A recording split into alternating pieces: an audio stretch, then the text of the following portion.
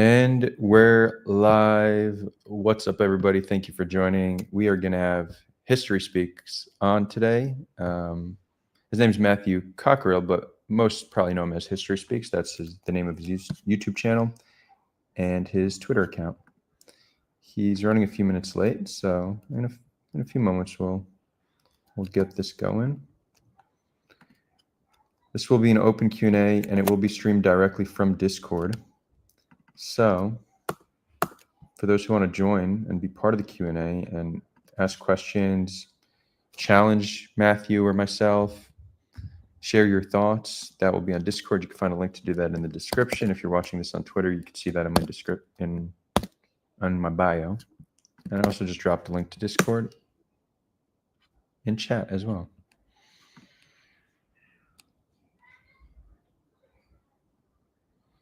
Altoids, you're asking, is History Speaks cringe or based? Well, I imagine that depends on who you ask. You would probably, in my opinion, find him more on the cringe side of the spectrum, if I'm to guess. But I definitely appreciate his voice and most of what he says. We certainly have disagreements, but I think he's all in all an honest actor who produces good work, and we work together on some of these analyses. So he's been a good ally and become a friend. Imagination Senior saying this only. No, we could still chat here. We'll be looking at YouTube chat, but if you want to like join the conversation with your voice, that'll be on Discord. We'll be prioritizing Discord questions as well as super chats here on YouTube. Let's see. I imagine it'll look like this. We're gonna share screen.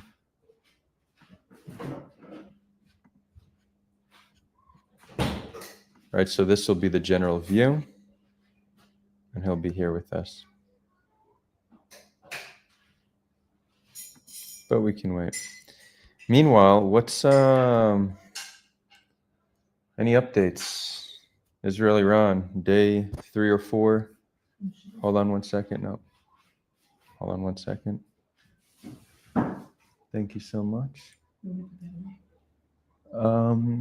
Yeah.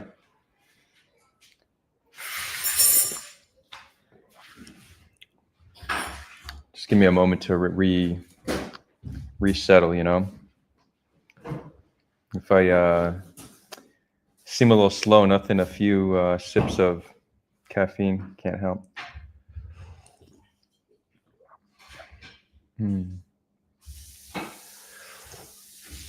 But it's 6 p.m., so I can't drink too much.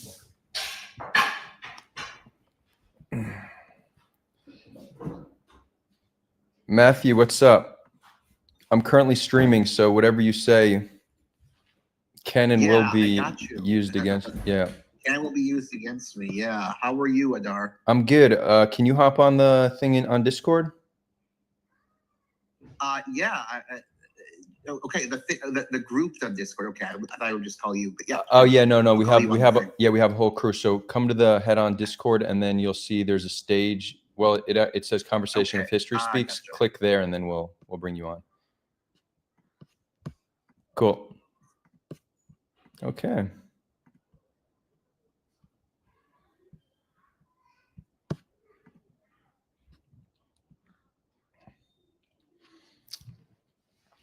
Yeah, so I didn't, I wasn't preparing for this to be an Israel-Iran session, so I don't have official updates, but maybe at the end we'll talk about that as well.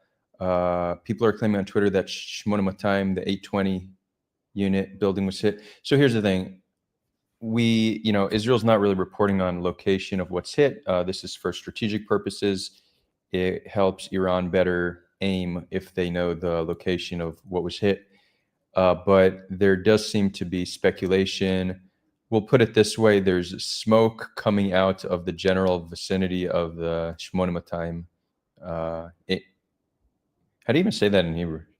8200 in English. I just know Shmona Matayim. 8,200 just sounds wrong. 8,200. Okay. 8200. Can somebody tell me how the hell you say that unit in English? there is smoke coming from the general vicinity of that unit. It's pretty much, it's a hidden base, honestly. It's actually, I'm not going to say anymore. I don't want to get raided. I said what I said. Okay, Matthew, I see you here. We are going to bring you on. Oh, your hand's no longer raised for whatever reason.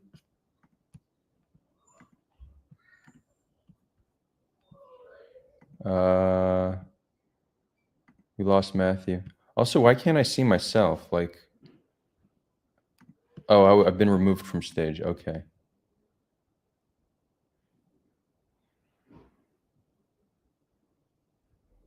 Matthew, we lost him. Yeah, Omar, I see that now that we were both in the audience. I thought there was some kind of a glitch. 8,200. Oh, I guess that makes sense. Thank you, PN. I was having a little bit of a brain fart.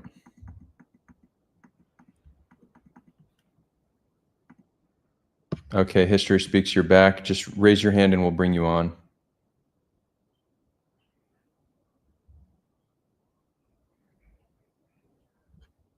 You know how to raise your hand? You had it up before.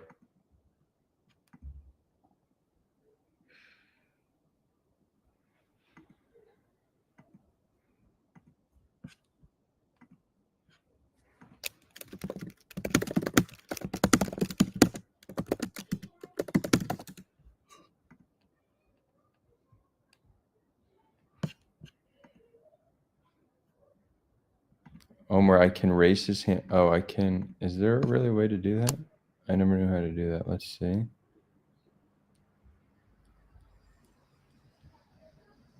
So then I could invite him on. I don't know how to do that.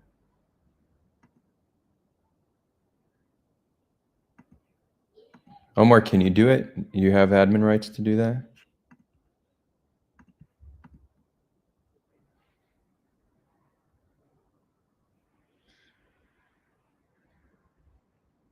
Imagination Scene is asking if the name is the unit is different in Hebrew. Well, it's just whatever the Hebrew term would be, but it would translate to 8,200, but that just doesn't sound right in Hebrew. So 8,200 sounds better. So it's just an issue of translation. Yeah, Imagination Scene. It seems like pretty much every day there's somewhat of a massacre of sorts at these food distribution sites. I'm not sure if there's been a single day where people haven't been killed getting food. Milo is saying, "Hey man, forgot to ask you yesterday. I hope you are in a safe place." Yeah, I'm here in the Galilee. You know, Galilee did get hit, but more so the Haifa area. Definitely, I heard big booms, but nothing super close. Cool. I see we have Matthew here. Hold on. Let's just share this on YouTube. Matthew, this is also on Twitter. If you want to retweet the thing, I tagged you in it. You don't have to, but this will be there as well. Okay, cool.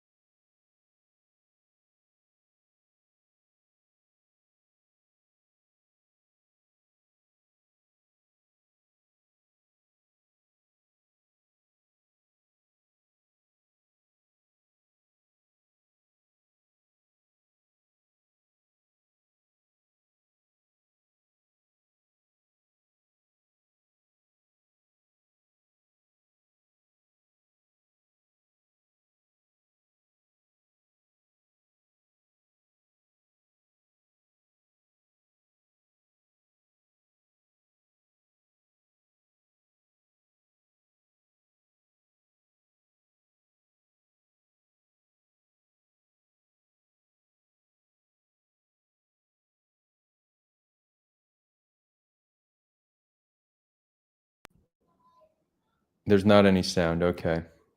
So for there to be sound, I need to keep myself here. You won't hear it through there. That's good to know.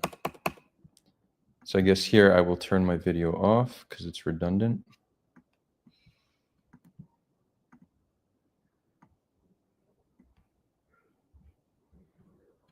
Great. Now there is sound. Okay, cool. Yeah, I was testing something. Hello? There we go. Matthew, what's up?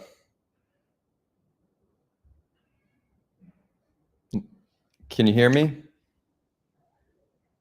Adar, can you hear me? Yeah, loud I and think I'm audible now. yeah, I can hear you. Can you hear me? Oh, I can't hear you. That's the fucking problem. Here, let me grab the headphones. Okay, I'm cool. pure boomer tech this morning. I'm failing at life very impressively. It's all good. 2025, and we're still struggling with this basic technological stuff.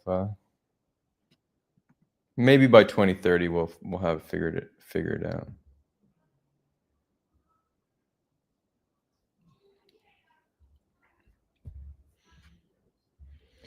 So yeah, what else is there to update? It does seem certainly tactically Israel has the upper hand on Iran in terms of just the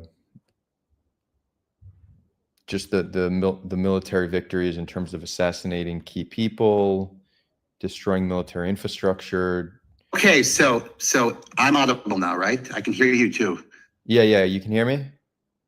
Yes, so good to go. Sorry, ladies and gentlemen, I'm 20 minutes late. I just forgot all about this and slept in. So I'm on vacation actually. I'm a PhD student, as many of you know, and I teach an academic year's over.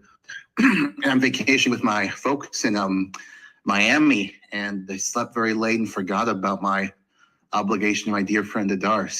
But I'm here now and ready to talk. And I also had one of the reasons I was up late last night actually was I have a piece today that just got published by Action Armed Violence about, and I'll send you this on Discord, Adar, about the removals by the Ministry of Health. So in other words, they removed over 3,000 names from their list of fatalities between August of last year and March of this year.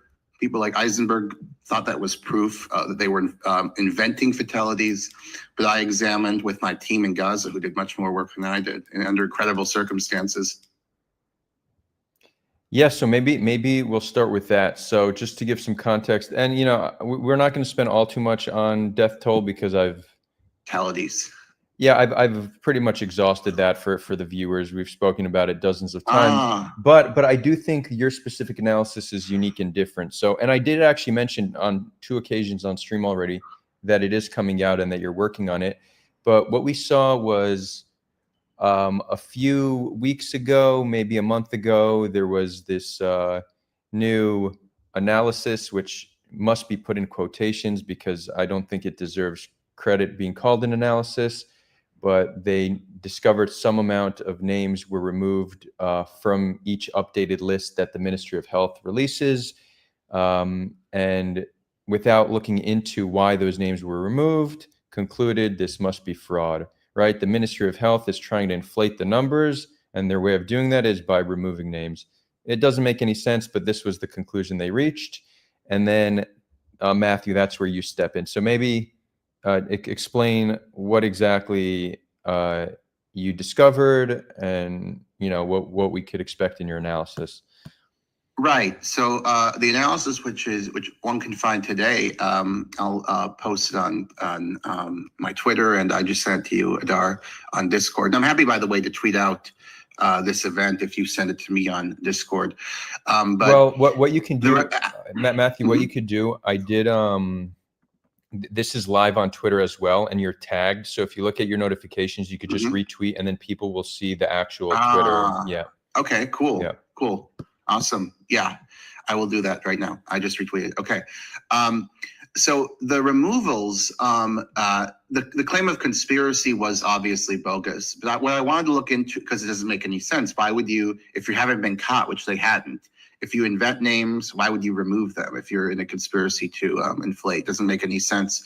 But what did make sense, and what was a concerning hypothesis about the MOH's credibility, is that they may have been making a lot of mistakes, right? Because there were 3,000, in other words, adding a bunch of erroneous deaths or deaths that ended up being natural deaths or disappearances and the like. So what I was interested in doing is looking at, through open sources, Facebook, Instagram, media, local media in Gaza and so on, was assessing whether these deaths were real, that were removed, what level of confidence we can say they're real with which, and whether they were violent or non-violent deaths and cause. And so what you started doing is open source research to look at the names that were removed and see if you could identify cause of death. Was that the process? Correct. Yeah. And just to again reiterate, like, I began this work on my own. I realized that not only was I know Arabic and so forth, but I realized that not only was I going to miss a lot because of nuances of Gazan Arabic, but also because I don't know these folks, right? And so I decided to contact a group of people in Gaza and work with them on this. And they all wanted to work, and they were just incredible people. The internet access was decent back then. Wafa,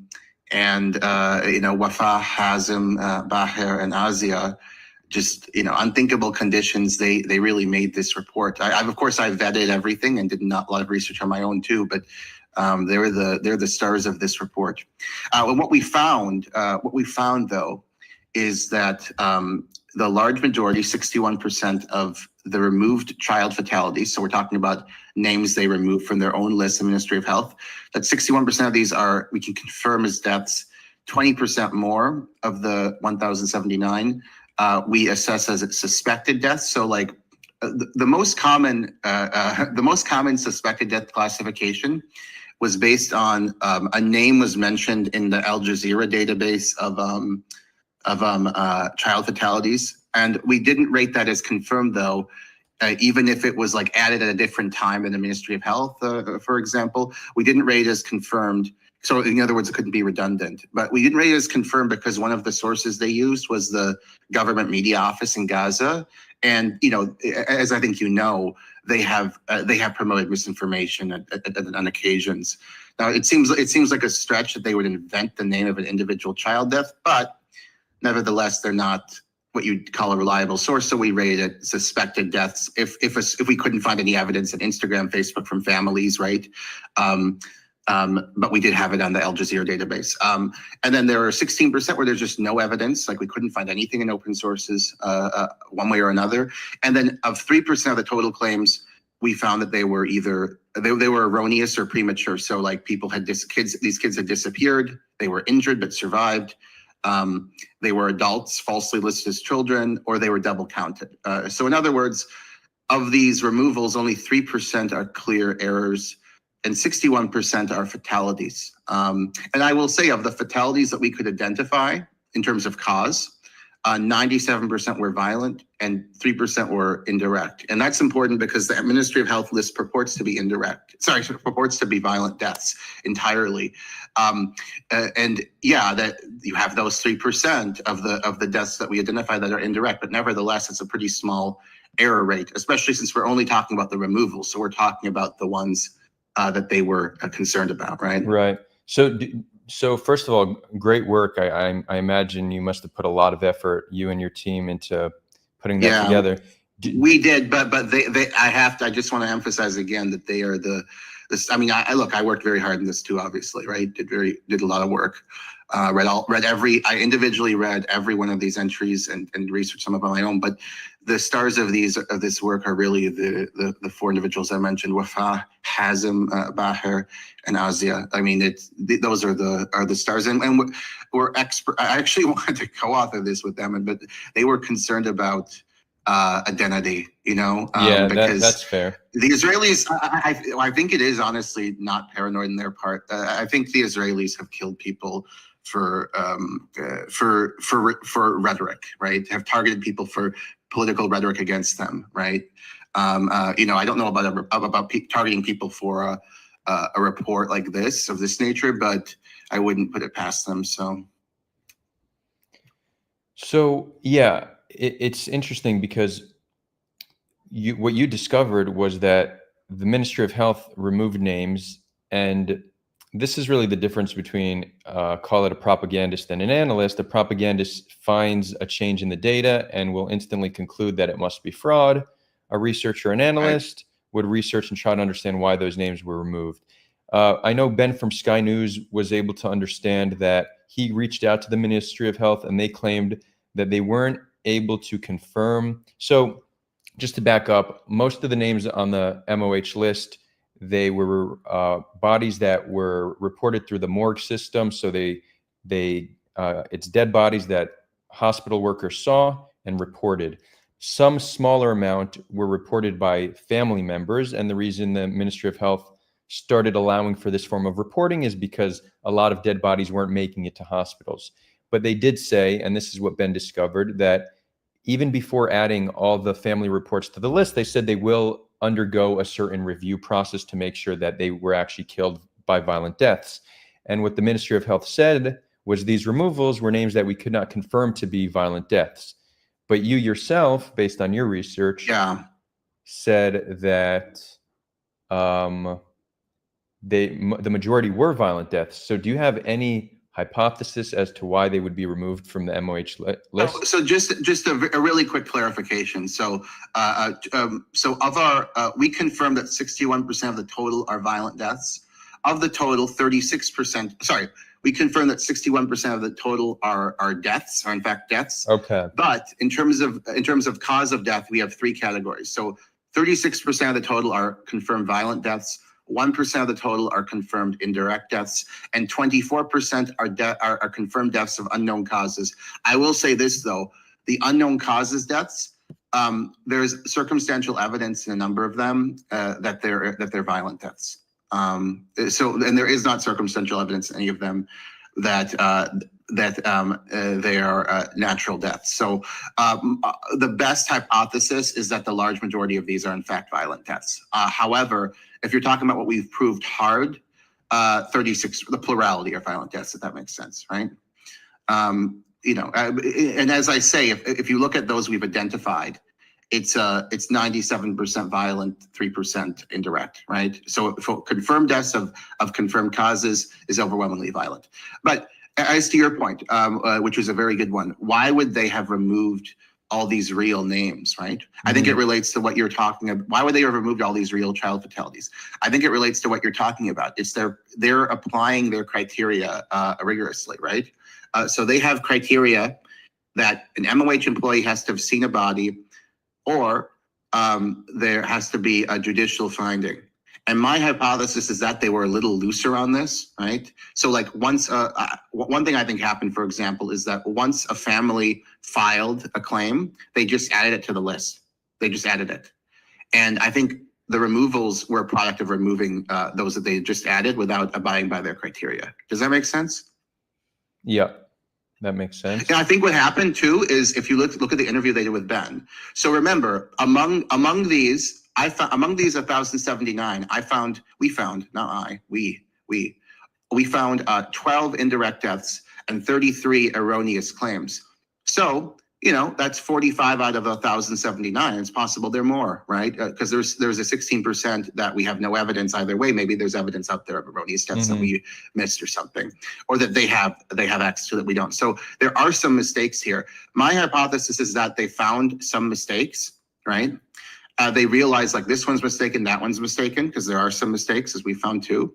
And therefore they decided just to get rid of everything that didn't live up to their criteria. So that meant in practice getting rid of of far more violent deaths than mistakes or indirect deaths. Does that make sense? So I think that, for example, when they were getting these names from families, they were just adding them. And then it turned out there were mistakes. Some were natural deaths, some were, and then they're like, you know what? We're just going to remove everything that doesn't abide by our formal criteria. We're going to remove everything. Right. Okay. But what that led to is in the, I'll say it, like in the solid majority, it led to the removal of violent deaths. Real confirmed violent deaths. So yeah, that's what I think happened. So what'll be interesting? Does that make sense? Yeah, it makes sense. And I think what we'll likely see happen is in the upcoming list, there's a good chance they will be re-added once they're confirmed to have been killed violently. Noam is asking, Yeah. how did MOH explain the removals of violent deaths? Well, Noam, as we mentioned, they said that everybody reported from family will need to undergo review. So it seems like they weren't able to confirm the cause of death of all of these, so they removed them. Matthew's analysis is I don't think that's. I don't think that framing is quite right, Adar. I think what they did is, I think it was much more informal than that. I think that, here's my guess as to what happened based on the interviews they did with Ben and my own research with my team. I think that they added a bunch of names that didn't meet their criteria. So I think they added names that based just on the family submission, that didn't have a judicial certificate of finding, right? Just right when the family sends it, they added it. I think they did that. And I also think that there were some problem. This is hard to understand, but I think that because there were also entries that they removed that were observed by the MOH, I think some kind of procedures may have been violated, in the MOH recording of fatalities of bodies that come to their buildings and so on. What I think happened is they looked at some of these names that had been added without adherence to their strict criteria. They found some were mistaken, and they're like, fuck, let's remove all of them and go back to our very strict criteria. And I think that's what happened, because otherwise, why would they remove? I mean, look, I have 385 confirmed violent child deaths. Why would they remove those? They're not removing those. They don't want to deflate their figure. They're applying. I just think they're retrospectively applying the criteria. I get what you're saying. It's not that they added them, and it's not like they have currently capacity to investigate every single line of data. Right. It's that they went through the family reporting. They saw some of the reports didn't meet the criteria, so they removed them from the list. And they saw some were wrong. Okay, I bet they saw some were wrong. I understand. Because they implied that. First of all, I found 33 that are wrong. Mm-hmm. And second of all, they kind of insinuated this to the, well, actually, no, I found 45 that were wrong if you include the natural deaths, which are wrong too. So I think they found some of these things I found, basically. They found that some of these people are alive, and some of the deaths are indirect. And they're like, oh, fuck, we better just apply our strict criteria across the board here. And they just purged all of the additions that had, like if a family they're like, okay, for these where families just submitted them and they haven't gotten a judicial certificate of death, we're just going to remove that, and we're going to go back to our more conservative. Okay, I understand. Criteria. That makes sense. Now, I do want to move on to other topics, so just like a few more minutes on this. But George is saying, don't they have Western tools and practices for reporting deaths? If you go to any battle wiki page, you'll see the word casualties and the word missing. Even for 100-year-old battles, they're still missing, not dead, and casualties are also not dead. Well, first of all, it's the Ministry of Health, more than any other Ministry of Health in the history of the world, is reporting the most consistent and accurate casualty data, or at least death data. Normally, what you're going to see on these wikis is, after years of us being able to report and get to numbers, we could get missing, dead, injured, etc. This often takes years. The Ministry of Health has a very meticulous system with some margin of error, as we obviously see, but they've taken actually this reporting to a whole new level. And interestingly, even people who have put out analyses questioning them have acknowledged this. You remember the last Henry Jackson Society, which is a scam of a think tank, but one of the last pieces trying to cast doubt on the numbers said, of all, they had a very interesting quote about the Ministry of Health, that they have the most updated and like sophisticated system of reporting. So Georgie, they're actually leading in that regard. Now, one more point, and then Matthew, I'll give you the final word on this. People ask, like, what is their interest in trying to be meticulous and remove names, and why not just inflate, So you could say they're simply just trying to be as accurate and honest as possible, but you could also see it as just there's a system of checks and balance, because Israel has access to the Palestinian population registry. They also have immense intel over Palestinian society. So if there was massive errors in the list, it's not unlikely that Israel would be able to identify it, and the last thing they want is to be discredited. So the system of checks and balances it keeps them in check, even if it's not coming from the goodness of their heart. you could see why they would have an incentive to make sure the list is as accurate as possible. One other theory, and I don't know if you looked into this, Matthew, but what's also possible is those killed with violent deaths, the families probably get some kind of compensation. So there's almost like an incentive to not overinflate, because then you need to pay out more families. I don't know if that's the case, but have you looked into that? There's some kind of a payout, because then you would see a clear counter incentive to deflate the list, not just inflate. Yeah, I'm not entirely sure if that's the case. I think that's true, but I haven't verified that. It's actually one of these research questions I had put on it's funny you mentioned that, because I put on my phone like notes, research questions to answer, and I haven't gotten to that yet. But it's something I could ask my team. I mean, it's something I really should have assessed. Okay. I'd be interested in knowing. I think one other thing I'd mention is one other incentive they have is like martyrdom is a religiously and culturally important concept for Palestinians. So, sham claims of martyrdom wouldn't be looked fondly upon. Oh, interesting. Yeah, that's definitely true in terms of, and I can confirm that being a cultural norm. But the financial incentive is another thing. Look, they haven't laid a glove on them. This was like the first time, literally the first. So the other thing I'd mentioned about these guys, Fox and Eisenberg, who said that the removals, which I and my team analyzed, show that they're inventing fatalities, which was bullshit, as we proved. The other thing I'd say is these guys are clearly chasing a predetermined conclusion, because notice for us, our view that the Ministry of Health is a reliable source of information that makes mistakes, because reliable source in general, is based on like premises, right? Like the Israelis and the Americans privately admit it's reliable. It's been historically reliable. They corroborate their deaths. With ages, sexes, and Luna algorithm compliant ID numbers. They're transparent. They've talked to the media and so on. We're like reasoning from premises that they're reliable. They are at the predetermined conclusion that they're unreliable, Fox and Eisenberg, and are searching for premises to justify it. So first it was the idea that, went back at in an earlier rendition when there were a bunch of fake IDs, dummy IDs. They said, this is proof of invention. Well, it turned out that the dummy IDs were invented for classification purposes, because they didn't have access to their database. When they had access to their database, they added the correct Luna algorithm compliant IDs, and these guys never acknowledged that they were wrong about that.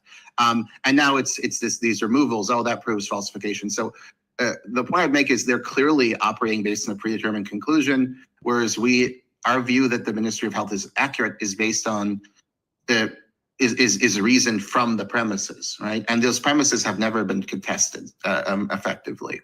So I'm sure they'll try something else again in a couple of months. I mean, there was another day on Facebook, on Twitter, John Spencer and Fox implicitly and Spencer explicitly endorsed this analysis claiming that the Ministry of Health had thousands of repeating ID numbers in their database. The one shared by Ido Halbani, have no problem. Yeah, it was all entirely fake news. Yeah, he literally didn't export the data correctly, so created errors, and then he released an analysis that was, of all the sloppy analysis we've seen, this was the most sloppy. And then what he essentially did below, once people, even people like pro-Israel people who have analyzed the data said, bro, you have a mistake here. Eventually, he added a comment below saying, it seems like I did the exporting correctly. I'll look more into this and get back to you all. And then he said, meanwhile, here's this is the person I trust most. And he shared Gabriel Epstein's analysis, Gabriel's somebody who we also analyzed things with. And the funny thing is, Gabriel's analysis is that the list is widely accurate. So he didn't acknowledge that he made a huge mistake. He said, I'll look into it. He never did another tweet. His initial analysis had over 5,000 likes, and then his little update below had like 30. So he had no problem lying to the world, not intentionally. So it wasn't disinformation, it was misinformation. But upon knowing he made a mistake, he didn't really issue a correction. John Spencer and Andrew Fox endorsed it and never made a correction. This is the propaganda class, right? It's so shameful. Yeah. It's so shameful. And I feel like our working relationship and friendship has kind of been built through this challenging all these bullshit analyses. So it's kind of been a cool process. Yeah, I mean, honestly, like here's another thing. I mean, you know, the cliche that it's much easier to spread misinformation than to debunk it. This literally took this was months of work. I don't remember. I think Eisenberg made this claim in March, at the end of March. Right. Yeah, this was months ago. Let me look it up quick. I think it was March 30th. Yeah. These deaths never happened. Yeah, this claim these deaths never happened. Yeah, and I have plenty of pictures of dead children that suggest otherwise. Yeah, March 31st. So yeah, it took literal months of work. And again, 4 of the people working on this, people who deserve the most credit, not me, are in Gaza and enduring a genocide. So like that's whereas Eisenberg's profound research was basically he did and look. This is actually one thing he found out that was interesting. I think he found this out, right? But the problem with Eisenberg is if he had just said within the scope of his biases, this calls into question the Ministry of Health data, that would be fine. It would provoke more investigation. But to just jump to the conclusion that they're all invented. Right. I mean, he didn't have to do what I did. Just check. If he had checked like 30 names, he'd have found pictures of dead children. And again, if they're all invented, then invent 100,000 more and pretend like the number's 100,000 more and don't remove them. I mean, it makes no sense what they're claiming. Yeah, it didn't make any sense. It ended up being wrong. The one hypothesis I thought might be right that would have caused serious problems with the Ministry of Health's credibility is the idea that they were I thought that these might be like 80% natural deaths or something like that, like 80% natural deaths, 80% disappearances. But you know, it's only a very small percentage. So I think again, the overall is a test to their credibility. And here's the other irony I'd add. I found, and my team found, the largest error by far the Ministry of Health has committed, and it's an error of omission, right? Like there are 385 violent child deaths that they excluded. That is an error of omission. Oh, interesting. Right. That's a good point. Yeah. So like that's way bigger than any error Fox. It's possible also that there's an omission of combatant deaths. That we haven't been able to confirm yet. But in terms of omission that has been demonstrated, I think, that takes the cake. Cool. Let's move on. One last thing, Noam. Sure. You're saying I'm interested in hearing how the MOH being more accurate than other ministries of health. So it's right now, if you look at like the casualty data from Syria, Iraq, Russia, Ukraine, it doesn't matter. You're not going to get a list of every single name with their ID number that's open source for the public to scrutinize, and they certainly aren't going to exist in in a population registry that the other warring party has access to. So you really have not only a system of checks and balances, but it's being released to the public. It really allows you. They put it under immense public scrutiny for the world to try to find errors. And so far, nothing significant has been found. There's been discovered some margin of error, which makes sense. You have 54,000 lines of data. There will be some margin of error, especially when you look at there's reporting from different hospitals and different it's not that they're doing something very challenging and doing it quite well considering the constraints. So that's something that's very unique that you're not seeing other Ministry of Healths doing. No. Give me just 15 seconds. I'll be right back. Sure. 15 seconds. No, I'm saying, but if Israel lies all the time, then also lying about that the Ministry of Health is liable. No. Listen, people lie about things that they have an incentive to lie about, not things that they don't have an incentive to lie about. So, for example, if you ask a criminal who's in court, did you murder that person? They have an incentive to lie. If you ask that same criminal, hey, what time is it? They don't have an incentive to lie. So, please apply some critical thought here. It's just not a reasonable question. Cool. Now we're gonna.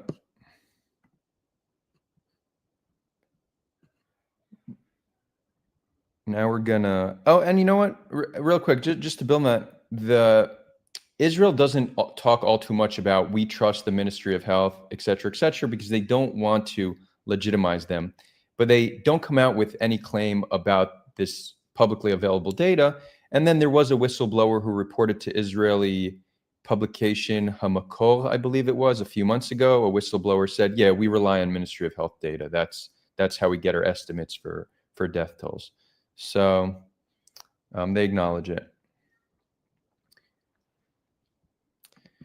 Now, there was a, we'll wait for History Speaks to come back, but a few. I'm here. Oh, you're here. Okay. Do you want to bring up some of the tweets that some community members found offensive and kind of talk about those? Sure. Just cite them specifically. Yeah, I'll pull them up on screen. Let's see.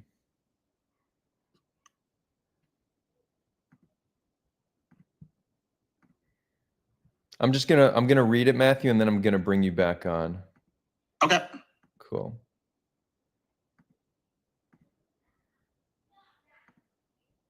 Now, I wish the people who were critical of it were here on Discord right now. I don't think they're here, but Did you invite them or? yeah, I told them you'll be on, but whatever, they'll be able to watch this after the fact. But I will. Yeah. I will. They can DM me too, or Yeah. talk to me. I'm pretty open book. So Okay, I'll try to represent their position here.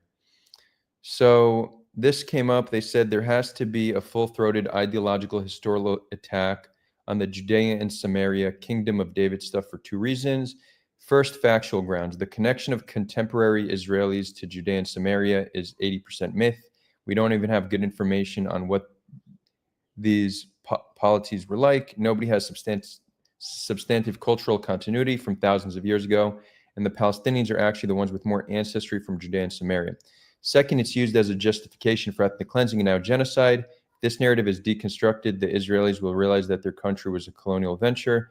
This will de-radicalize them insofar as they realize the Palestinians in their animus against the Israelis are akin to the Native Americans, these white settlers in colonies and early post-colonial Americans, not Nazis. So, hold on, let me bring you back on.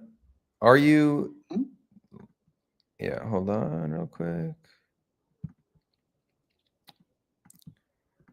Cool. So you want to speak to that, or you want me to share why I think people were offended by it? I would articulate first why people were offended.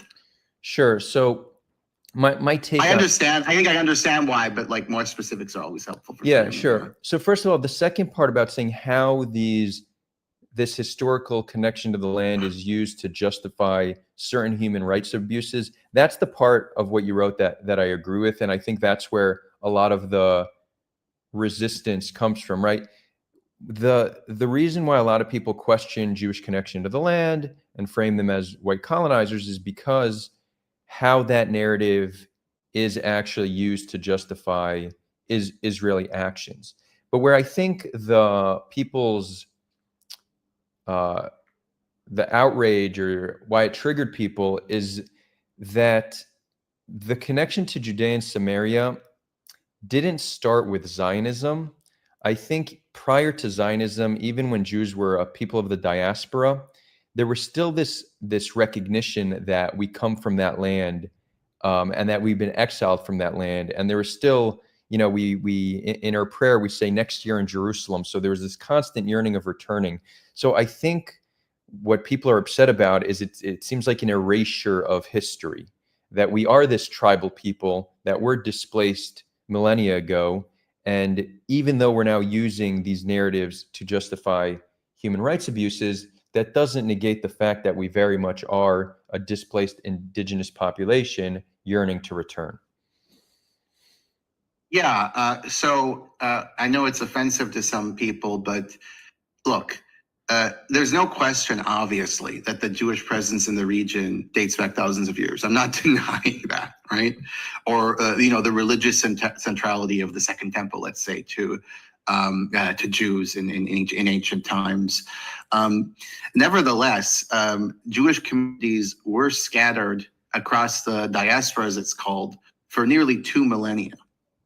And across this period, the huge absence of the land of the overwhelming majority of Jews meant that this history became largely a reconstruction. It became reliant on romanticized historical memory rather than an expression of what the culture actually was thousands of years ago. And so this narrative of return, I'd argue, is mostly, the truth is these ancient polities did exist, right? But although, again, we don't know much, we have limited knowledge of what like the day-to-day culture was in these communities. But the narrative of return, I'd argue, is mostly a romanticization, as it just glosses over a very complex, nonlinear history over thousands of years and claims a continuity with ancient civilizations about which our knowledge is in fact limited, although they were Jewish, right? So that would be my argument, and I think we can't. Next year in Jerusalem, this is said, right, before Zionism by people in Europe. There's records of this, right? But I don't think that I think that there have been two huge changes with Zionism. So first of all, this narrative has been secularized in terms of ethnicity and in a manner that screams Enlightenment age of nationalism, right? Or the connection where like religious texts like the Torah are used to give a secular justification to an ethnical claim.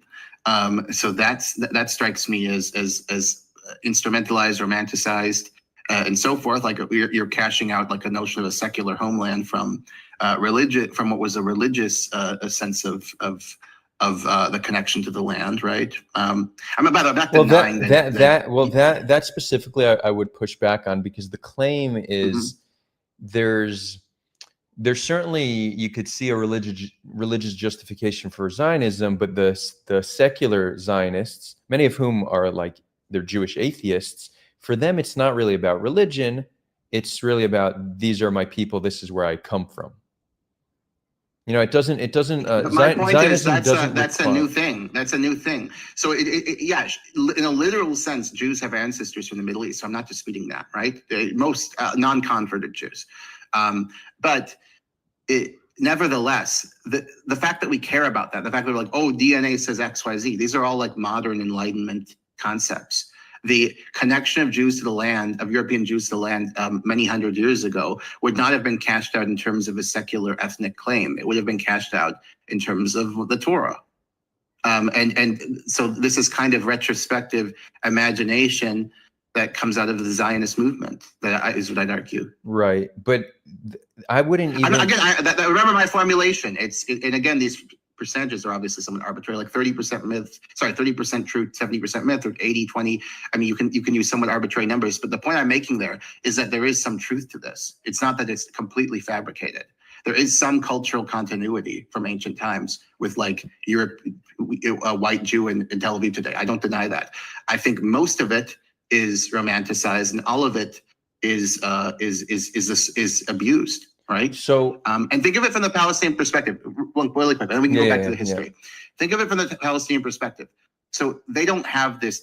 So these are like mostly illiterate tenant farmers who are being displaced when the Zionists come. Most aren't until the Nakba, but there is a displacement, and there is also an intention to transform Palestine into a Jewish polity, right? Into a Jewish state.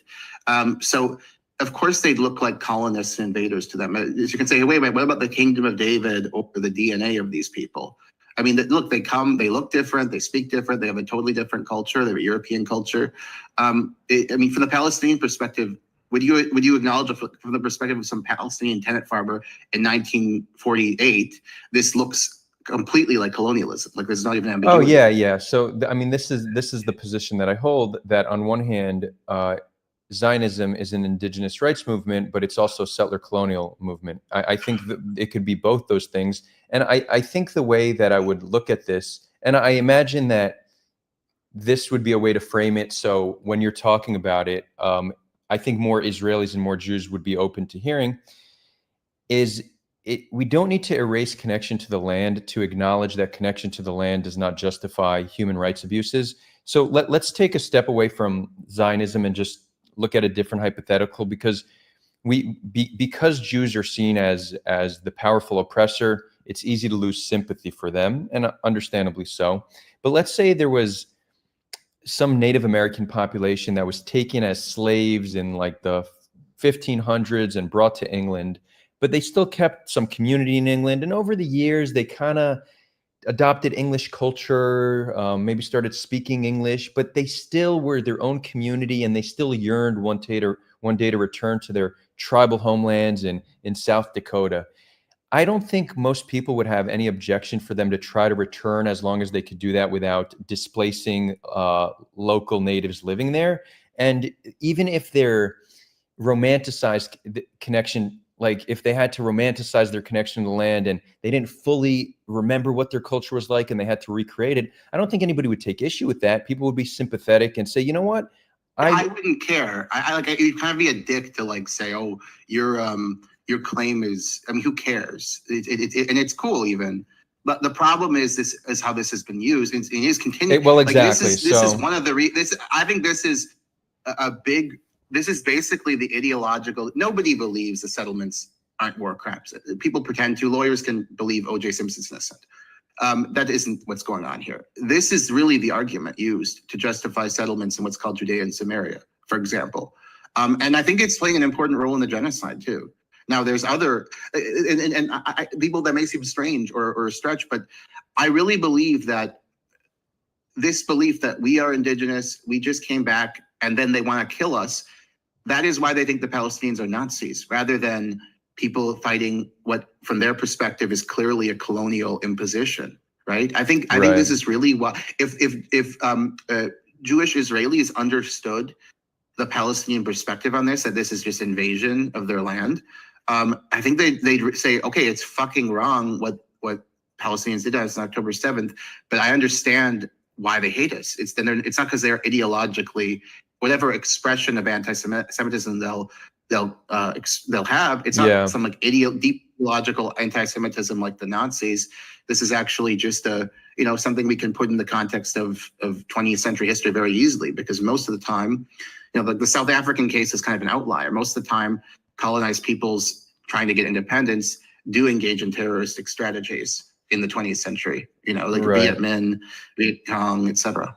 Right. So again, I would say it really. So I hope that better explains my motivation. It's not again, some mean-spirited attack on Jews or people's identities, which is sensitive. It's like this fucking stuff has now been used. It is just being used for incredible evil, And so, I'm going to attack it. And there's room for debate on how much is myth, how much is real. I think what's clear, what I think a reasonable person would have to say is that some of it's real, some of it's myth. Well, and how we assign percentages will differ. But I think clearly, for example, like Zionism clearly idealizes biblical imagery in a secularized way, like promised land, return to Zion, etc. I mean, that, it's basically trying to cash out scripture into the notion of into the romanticized notion of like a homeland for an ethnos, right? Which comes out of the age of nationalism.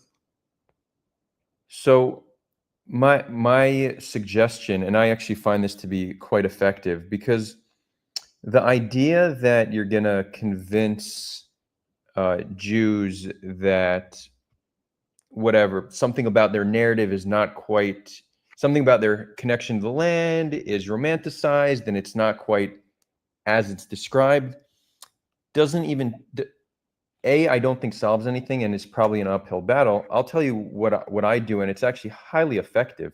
I'm here in Israel now. I speak to Israelis all the time, and Israelis are quite easily convinced of this because it doesn't make them defensive. I say, it's true that we come from this land and we have a right to live on this land, but you need to understand that in the eyes of Palestinians, the way we returned, we were indistinguishable from colonizers, and it makes perfect sense that they rejected us establishing a Jewish homeland a Jewish state on their land. So really quick, Adar, really quick, I want to clarify your position. So your position, you disagree with the substantive claims I'm making regarding indigeneity.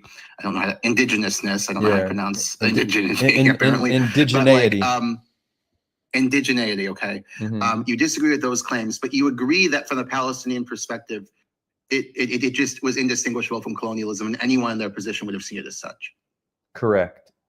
And in terms of how much our narrative about our history is accurate or not, I actually have no idea, but I try to think of it in other terms. Like I know we come from the land based on DNA tests. I know that our our book, is very much connected to the land, and I know we yearn to return to the land for a very long time. And I think to myself, it had another population, had a Native American population done something similar, I think it would be easy to sympathize with them. So on one hand, it's like, I'm not, what is the level of accuracy? It's an interesting conversation, but to me, it's inconsequential. I'm more interested in trying to find a solution, and we don't need to strip away the history and the identity of Jews. We simply need them to understand that regardless of our connection to the land, the way we returned and our actions in establishing a state is indistinguishable from colonialism.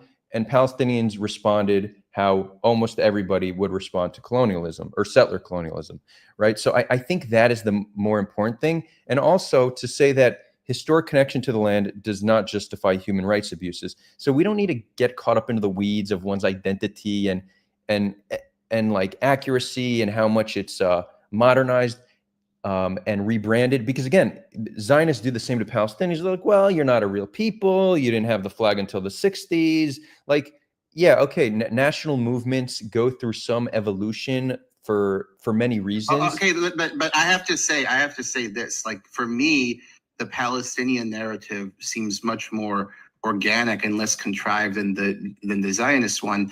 And one of the reasons is, look, the identity emerges in the late 19th century. Like a generation before that, Italian identity emerges. Before the Palestinian identity emerges, they're identifying with cities. Like, so it doesn't mean I just see like a more compelling argument. The Palestinians have no historical memory of being anywhere else, with a small number of exceptions of people who immigrated. They're genetically more indigenous to the land than any Jewish population. The large majority of their ancestry is from the land. And look, ethnicity, national identity comes in the age of nationalism, where like the people are identifying with the state, right? There's some exceptions that we don't need to get into, but that's the general pattern. German identity, Italian identity, 19th century. Palestinian identity comes like a generation later, so to me, it fits very well into the construction of identity in the age of nationalism, and the idea that it's fake is bullshit. I don't know. I'm not convinced that one's more contrived than the other. I think they were both opportunistically, I don't want to say contrived, but you see how identities kind of formulate around struggle, sometimes with some strategic purpose. It's not, it doesn't even matter, because it doesn't matter how an identity forms. Once it exists. And I don't have any interest in attacking one's identity. I'm more interested. You understand that? I understand that point. I really do understand that point. Do you understand, though, that like from if you will, the Arab perspective, or you understand the Arab perspective, that this to us looked entirely like colonialism from basically just white. We're talking about the Ashkenazi Jews now, the original Zionists, overwhelmingly, like just white people coming from Europe and taking the land and trying to transform the country. Like, so you understand that perspective, even though you basically, your view is that perspective makes perfect sense from the Arab point of view, but you don't agree with it. Is that the argument? How like the story of Zionism, how it was formed? Perceived, how Zionism happened, and how the peoples of the region would have perceived it. Are they wrong to have perceived it as colonialism? No. There's no. It's unrealistic to expect Palestinians to perceive Zionism as anything but settler colonialism. It was indistinguishable from settler colonialism. It was a form of settler colonialism. But I also hold that it could also be an indigenous rights movement. I think those are not mutually exclusive. They're compatible. So that's how I view Zionism. And I think if both sides can accept that about each other, I think we're just a little bit closer to finding common ground, right? Israelis need to understand that to Palestinians, we're indistinguishable from colonizers, and to recognize that their violence is, even though I don't think violence is the right approach, it's not completely irrational. It's not just them being Muslim or barbaric Arabs. It's how colonized people generally respond to those coming, trying to replace and displace them. And I wish, by the way, I wish they didn't respond that way. I don't believe in historical inevitability. And I think people like Loner Box and also, frankly, the Truth and Reconciliation Commission have exaggerated this. But it is true. I think in the 1980s, for example, the ANC did target civilians, even though the Truth and Reconciliation Committee, appointed by Mandela, said they didn't. But regardless, I think they did in the 80s. But regardless, they were definitely less violent than Hamas, right? They were on kind of the fringe of how these natural liberation movements conduct themselves, ANC. So I wish Hamas didn't embrace these barbarous methods, right? I think we can criticize that, and frankly, there are people in the Arab and Palestinian world who do. Are they a majority? No, but they're not 2% either. So I'm all for that, but I'm not for validating the Zionist narrative. I just think it has so much political importance, really. It has, because if you take away the narrative, so suppose Israel, maybe it's impossible, or maybe they're right to believe it, but suppose Israelis adopted my position. This is mostly romanticized. After 2,000 years, the connection is strained. Yeah, there's some truth to it for sure, but it's mostly fiction. The notion of like a continuous connection, right? Suppose they agreed with that position intellectually and adopted it. Don't you think their attitude would change toward the Palestinians? It's not that they say October 7th was okay, but I think their attitude would change. I don't think they'd see them as the Nazis. Do you understand that point, or do you disagree with it? I do understand that point. I just am trying to think of what is the most viable and just way to find a solution, and I don't think what you're describing is a necessary part. In fact, I don't think Jews are ever going to concede that that their connection to the land is less than what they currently believe it to be. I think what Jews can be convinced of is, even though they have this deep connection to the land, they still need to share it with another native population living here. So I don't see any reason to try to convince somebody to change their belief about their history and their identity when that's not necessary to solving the conflict. We just need them to understand that, great, you have a connection to the land, so do Palestinians. There's 6 million of us, 6 million of them living between the river and the sea. We're both here to stay. We need to find a way to share it. What you're describing, in my opinion, doesn't help us achieve that. Yeah. Okay.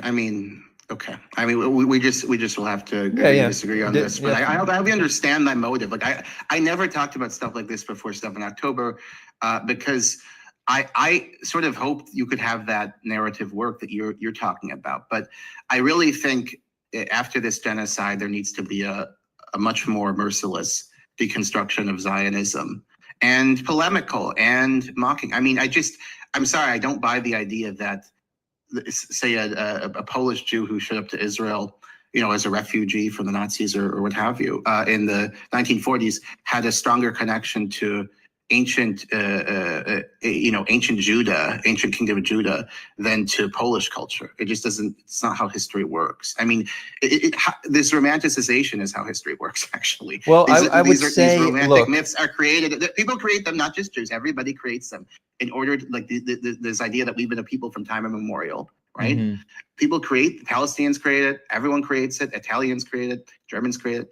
People do that in order to, for purposes of community cohesion, for like a kind of a pseudo-religious national unity. Like, there's all kinds of pragmatic and psychological reasons people do this. But in the Jewish case, I think it's even more strange because it's been thousands of, this is now, again, I'm not an expert on Jewish culture by any means, so I don't want to claim to know stuff I don't, but didn't religious practices like kosher laws change in the diaspora, for example? Didn't the religion seems to have changed a lot in the diaspora? Yeah, I'm not an expert on this, but I believe that it did to some extent. There's a lot of aspects of Judaism, cultures of Judaism that certainly developed in the diaspora. But again, I would say, do you think that African Americans that moved to Liberia for an attempt to create a homeland on not maybe quite their ancestral homeland, but in the general vicinity, when they left, they were probably more culturally American than they were African, but you could still understand their desire to recreate something for themselves, not in a land that they were taken as slaves? Yeah, I mean, look, I would say Now, again, and it's a again, mix of Liberia was myth also and settler. truth. Liberia was also settler Yeah, colonialism, but you could sure. Liberia would be understand. the best analogy to Zionism that's available. It But is, yeah. even there, you're talking a fraction of the time, right? So there, just because of the passage of time, there's it's more likely that some measure of oral tradition, for example, persisted. But today, you know, honestly, bro, today, if you listen to thoughtful African Americans from the kind of center right, like Glenn Lowry, left, Ta-Nehisi Coates, and they talk about going to Africa, they're like, fuck, you know, there's something there. There's something there, I feel. There's some connection there, I feel, but fuck, like, is this my people? Like, they have like, you know, I don't want to speak for African Americans, but there's definitely one of these, they realize that there's a level of myth making here, right? With the connection to Africa, although there is a connection, of course, it's where they descend, from which they descend. But I would say that this needs to be deconstructed because of the circumstances specifically. Like, there's a normative reason to do this. Would you agree that Zionism would be weakened? So, okay, let's forget Jewish Zionists now. Suppose that that my kind of narrative, that this is mostly myth and you know, opportunistically used by the Zionists for a secular political project and land grabbing and so on.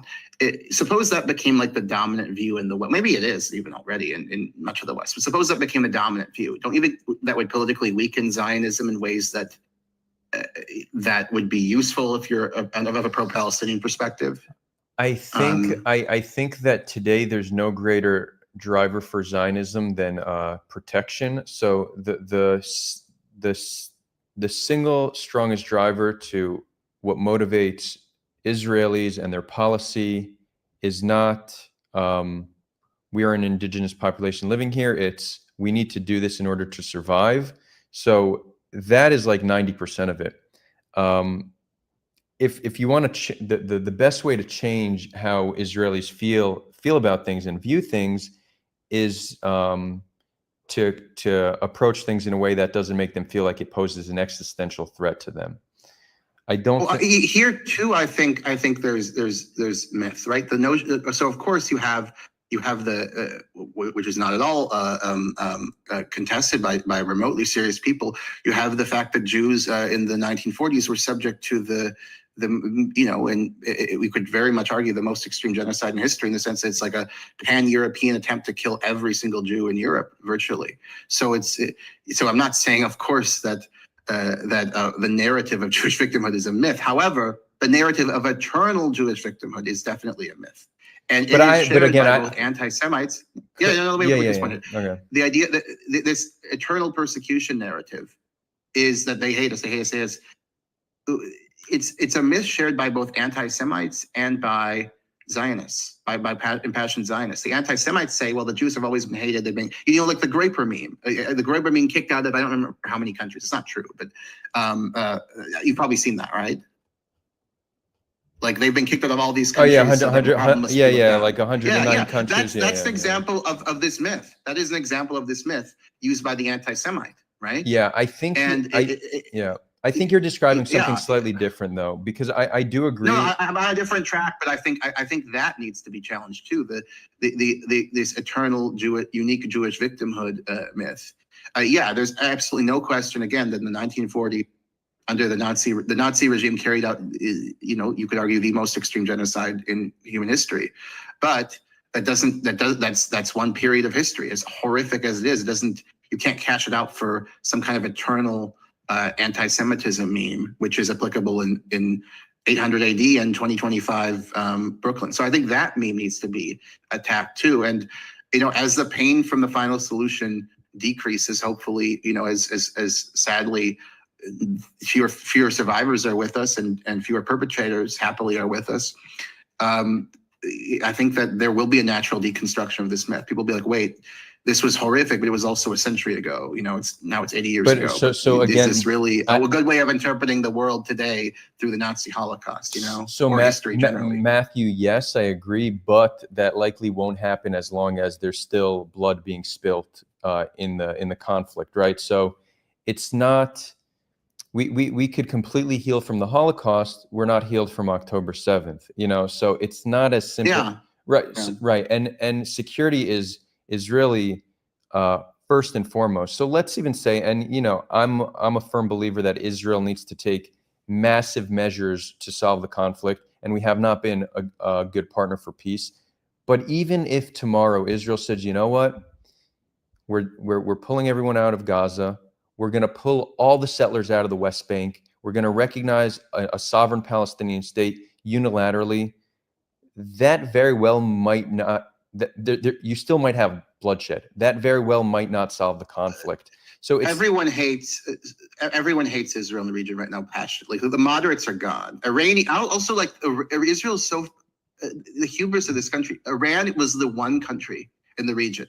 There weren't, contrary to memes, there weren't a significant number of Christian Arabs who liked Israel. There were a significant number of Iranians who did. Like, I don't know if it was 10%, 20%, 30%, but there were some. That's gone now. Like, Iran is no, yeah, but so I mean, you have to at some point look at: are we a lunatic state? Are we causing everyone to hate us? Or is everyone just so horrible region? So Matthew, I think there we're probably in full agreement that the way Israel has been acting, not only since October 7th, but prior, is leading to international isolation. But even if Israel in 20 years ago, right, were to just unilaterally give Palestinians a state, it's not certain at all. I don't even think it's plausible that would lead to peace. It's not at all obvious that. You don't think it's plausible? I mean, if you look at the 1990s, I think it's possible. I think it's possible, but I don't even think I wouldn't put it above 50% chance that a unilateral withdrawal of all settlements would no. And a full sovereign state. I disagree. I'll tell you why. The evidence I'd cite. Here's the evidence I'd cite. The evidence I'd cite is polling from the 1990s of Palestinians. You had at one point single-digit support among Palestinians for terrorism against Israeli civilians. Single-digit support in polling. In what year? 1990s. In the 90s. I don't remember the year. Mid-90s, yeah. And right before October 7th, I think it was slight majority. I don't remember, but it's ranged from like 30 to 60% over the years, maybe higher, maybe but like it definitely, yeah. But in the 90s, it was quite low, and I think that was an expectation of getting a state. So I think look, Palestinians and Israelis have different arguments that seem different values that appeal to them at different times. So they have a maximalist mood. People are fickle. They have a maximalist mood, and then they have a moderate. Mm-hmm. And if the Israelis behaved more moderately, I think the Palestinians would too. Now, are they going to accept like a statelet with like on only 3% of their stolen homeland? No, I mean, but or whatever the Trump plan was. But if they had a full sovereign state on the West Bank and the Gaza Strip, and right of return were not waived. Clinton wanted them to waive it, which is not politically possible. It's too important to their national narrative, their own romantic narrative, right? If Clinton were merely, if the Israelis and the Palestinians said, if the Israelis said, we're going to give you a state, we're tired of occupying you, it's going to be a legitimate sovereign state, and we'll agree to disagree on the right of return. We can debate this politically. You still have this argument. We have not recognized it. I think there would be peace. Yeah, I'm not sure, of course, but I think there would. So I don't think there'd be like I think there'd probably be peace. Yeah. So if I had a high degree of confidence that it would work out that way, I would fully support Israel doing that. My sense is that more likely than not, that would not resolve it, because there still is a strong, significant movement amongst Palestinians that want to establish Palestine on the entire land, not just two states. No, they all want that. They all want that. It's not significant. They all want it. Yeah. But the thing is, with a unilateral pullout without certain agreements in place, there's no guarantee who leads the next government, and there's no guarantee that the next government is the PA. It could be Hamas. They could build up arms and then try to liberate the rest of their land. This is all very possible stuff. So as much as I think Israel needs to work tirelessly, right? Because even getting people don't recognize how massive of and not obvious of a thing it is that the PA recognized Israel's right to exist in 1989, for a people who got more than half their land taken to say, you know what, we will agree to some kind of settlement. Like, that's not at all obvious. It's not trivial. It's something that we need to build upon. So it's not like I'm saying it's completely irrational to continue to reject the existence of Israel. I understand where it comes from, but conflating two things. but because they're not gonna. So I have a. Let me make a point, bro. Yeah, sure. I have a buddy who's going to visit me in Miami. He's from Jordan. He's Palestinian. I'll just say this. He told me, and I thought it was very touching, honestly, and I'm being completely straight with you. He told me that he not only opposed October 7th, he said that he thought of it when he saw the video of Shani Luke being spit on and, her body. Mm-hmm. He said he thought of his daughter. He said he thought that she, he said he thought, what if that were my daughter, right? So this is a guy who is like, he also like when he came to the States, he talked to some Israelis it is funny, he talked to some Israelis in the park. We went up to them, and he said he actually still wear the, what do you call it? He'd be called a cuck by the hardliners, the hostage thing, because he's genuinely morally opposed to 7 October, but he doesn't see Israel as legitimate. Like, he just thinks it's wrong to attack civilians and they're human, right? So that's his position on this, right? But you have, so I mean, like somebody the point is not to have Palestinians psychologically view Israel as legitimate. That's not going to happen. The point is, the point is to. I don't think almost anyone in the region does. The point is that you give them a deal where they think it's not right or it's not practical to engage in terrorism or any armed struggle against Israelis, and I think we can get there. It's harder now after this genocide, of course. Like this is a completely traumatized population. So Matthew, but the thing is, almost every family has someone dead or maimed. I mean, it's going to be difficult, but I don't think the concessions have ever been very big on the Israeli side. Though I mean, like. Yeah, we have Palestinians in this community that are very explicit. They say, no, I'd rather the whole land be Palestine, but I'm pragmatic, so I'll support 2 states, and I don't support violence. So what you're saying, it certainly exists, but the question is, it doesn't. It requires a violent minority can ruin all of that. So it's you have a challenge that even if, let's say, 70% are going to accept 2 states, if the 30% are not okay with it and they're armed and they're violent, they have potential to take control and ensure that the conflict does not end at that point. So I don't think it's just as simple as just unilateral withdrawal, take a state, and then we'll have peace. Of course, there's always some, like, we can't predict the future. I think it's much more likely than not that if they got a 2-state solution with 67 borders and a genuine sovereign state, and they didn't have to waive the right of return, because, look, I think Arafat, everyone says he didn't want to make a deal. I think he was afraid of getting killed. If he waived the right of return, this is very important. Haq al-Auda.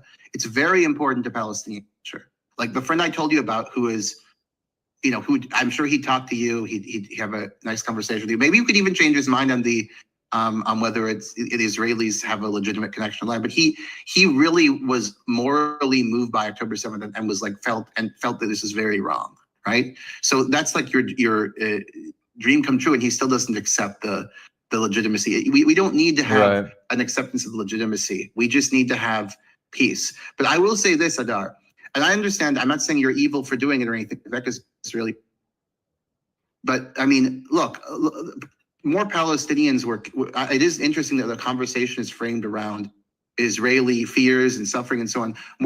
As you know, more Palestinian civilians were killed in a few months of bombing in October 2023 than Israelis have been killed by all Palestinian terrorist attacks. Fedayeen, Hamas, PLO, October 7th, Intifadas. It's not. Since the 1900s. You're so actually. Like, I wait, don't know why the framing is all on. I need to correct you, because you're wrong. It's not a few months. It's a few weeks. In the 3 weeks after. A few weeks. Sorry, a few weeks. Yeah. Few weeks. I meant to say a few weeks. Yeah. The 3 weeks after October 7th, Israel killed more civilians than Palestinians have killed Jews in the past 100 years. I think I think we looked into that stat together. I mean, I don't think this is our area of disagreement. And interestingly, I'm playing, I wouldn't even say devil's advocate, because I do recognize the challenge. I recognize that the status quo is unsustainable and immoral, and it will always lead to more violence. But I also recognize that any path we take from here will also lead to some amount of violence. So we're going to need to accept that there will be some violence in the future, but we'll need to move through that in order to eventually get to a peaceful resolution. But that, so what I tell Israelis is, I can't tell you that there will be a solution with no violence, but what the status quo is immoral and unsustainable, and that very well may lead to our demise. So we need to take a chance. We need to take a risk, so we don't have 6 million people living under us who don't have neither sovereignty nor equality. We can't keep doing this. So we'll need to move forward and take chances. But the reason in terms of the framing, though, do you? But the this reason, is, I think, yeah. The reason I'm pushing back is because I think many believe that there's a path Israelis can take that would just be pure peace, and I think that's not recognizing reality for what it is. And also, if we don't recognize that reality, it's harder for us to understand why Israelis are so comfortable with the status quo. Because we need to understand that there's no very clear and obvious. There's a very clear and obvious path forward, but I don't see one that wouldn't have some amount of violence involved in it. And that's a tough reality. It's tough to convince Israelis to move towards that change. I do think so, and I have to say, people are getting increased who are not anti-Semitic, who don't like. In other words, like how I would define. Let me define my terms. I would define anti-Semites who are just people who think there's something wrong with Jews genetically or culturally or because of their religion that makes them just do horrible things, right? I don't think really. I mean, there's some people, but I don't think most people in the West are sympathetic to that. What people are tired of is a narrative that the perception is that the suffering of Israelis is much more important than the suffering of Palestinians. I mean, it just seems like so, and even this conversation seems framed around that. And people are getting tired of that. I'm just going to be frank with you. They're getting fucking sick of it. It's even in this latest issue with Iran, right? You have far more civilian fatalities on the Iranian side, at least 200, according to a reputable human rights group that is against the regime and so on. I don't know if they're against it. They are basically. I mean, the reports they put out, they criticize harshly the regime. But I think that there needs to be some self-examination there, and it's not anti-Semitism to be irritated about that. It's just people. Some people definitely are. They don't see value in Jewish life, but people like me absolutely do. And I just don't like the idea that Palestinians or Iranians, for that matter, their lives seem to be so much less valuable in the eyes of the media. And I think that that's wrong, and that the Nazi Holocaust or what have you, or which is very real Nazi Holocaust, of course, but in my view, essentialized and misleading narrative of eternal Jewish oppression, right? I don't think either of these things are good justifications for this. This almost overwhelmingly greater focus on Jewish suffering and death than Palestinian. Well, or Iranian now. No disagreement there. And I think with that, maybe let's take some audience questions. Sure. Cool. Natan, we're going to bring you on. And we could, I'm telling everybody now, keep it respectful. You don't need to agree, but you need to keep it respectful. Natan, the floor is yours.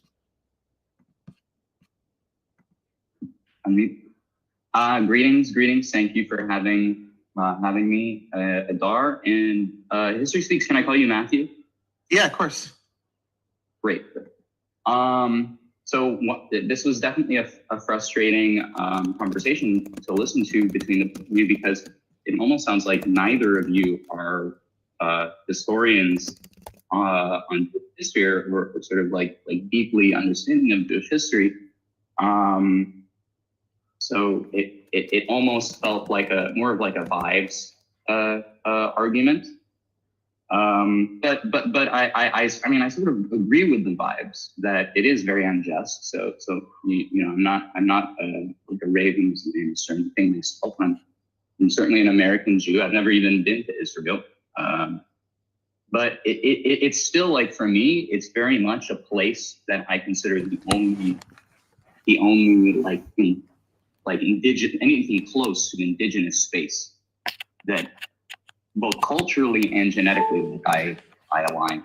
You know what I mean? So it's very, and I know for a fact from all of my Palestinian friends that I've met on these platforms and in person that it's the same feeling for them as well, regardless of if they're half Palestinian, which by genetic quantum is really a similar amount of Levantine ancestry plus whatever 50% they're mixed with, that a Jew from let's call it Europe would be representing. So it's very much like an equal. It feels very equal when I talk to a lot of people who are mixed like that, who are also American, never been there. And so I just wonder, all that is my introduction to point to you, History Speaks, and let you know that like your posts on Twitter about Jewish history are mostly revisionist, and they come across in the context as delegitimizing the Jews in an attempt to like structurally damage us. And I don't know, it feels like very like personally endangering almost when people who have a public platform and call themselves history, you know, like history is in your name, so you're almost like identifying that you have an authority about the stuff, and then you talk in these, you know, again, and it's Twitter, so maybe I generally avoid Twitter for this reason as well. In these brief posts, and they really lack a lot of clarity, and just come off as like a one-to-one almost of the right-wing Israeli nonsense, like, oh, Palestinians were created in the 60s, they're Arabs, they're not real, Levantine.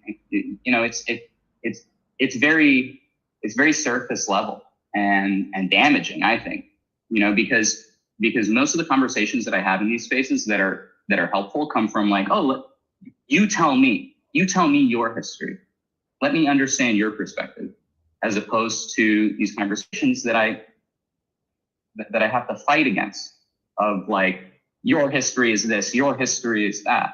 So I just wanted to let you know that you're a voice that's adding to the toxicity in these spaces. But hearing you talk more like more long form, you have relevant things to say, but like, I just want to warn you, you turn people like me off who broadly agree with you when you say these things about Jewish history that are, you know, they're quite clearly there in context to delegitimize Jews, you know. And so that's my piece. I want to hear you. Yeah. Okay. So I'm glad that you commented, and I can tell you're hurt by this, and I want you to know that I have no desire to hurt people or someone like you especially, who's obviously a good person. Let me talk about my knowledge and limits. So my real limits are frankly, maybe the most pertinent subject, and you could criticize me for this. I am a historian. I think it's fair to say at this point, because I'm nearly finished with my PhD. I have a master's, and I published peer-reviewed journal and got an award for it, actually. But I'm not a historian of ancient Israel. Don't speak Hebrew or any biblical languages. My knowledge of my views on this is based much more on the study of the history of ethnicity, like how ethnicity emerges, evolves, and is constructed. Like guys like historians like Benedict Anderson, Frederick Barth, and so forth. And to me, this knowledge, you know, makes me believe that ethnicity is constructed through historical processes with kernels of truth, whether they're genetic, cultural, and so forth. And that in the Israeli case, the claims are of cultural continuity and so on are especially exaggerated and plausible just because of the length of time of the so-called diaspora, and also diversity of Jewish cultures, and moreover, the lack of not, of course, we know these ancient polities existed, but we have limited knowledge on what like law was like there, what day-to-day culture was, even religious practices. We know like the Second Temple was very important, right? And I'm not saying we don't know anything, but so I think there's more of the mythical element is more. Okay, somebody is just DMing me. I think the mythical element is even, which is there in all ethnicity, is even stronger in the Zionist case. Now, in terms of the, but I don't have any specialization in ancient history or ancient Jewish history, right? So if you want to criticize me for that, that's fair. Another point I'd raise is why do this? I think the motive is I really want to delegitimize and damage the Israeli narrative. It isn't that I want to hurt an individual Jewish person or attack his or her identity. I want to deprecate this narrative because I see this state as committing genocide and ethnic cleansing in the name of that narrative. I see this narrative to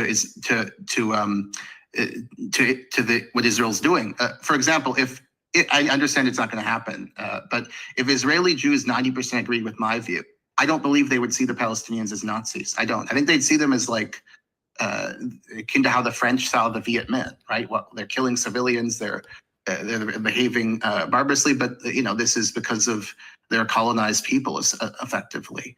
That's really all I have to say on these matters.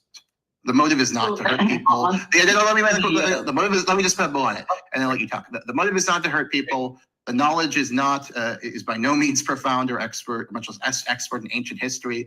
I do have knowledge of the history of ethnicity, and this gives me some confidence that certain games are being played with the particular Zionist narrative, and that the historical processes are better attributed to 19th century Europe than whatever ancient times people believe. But go ahead.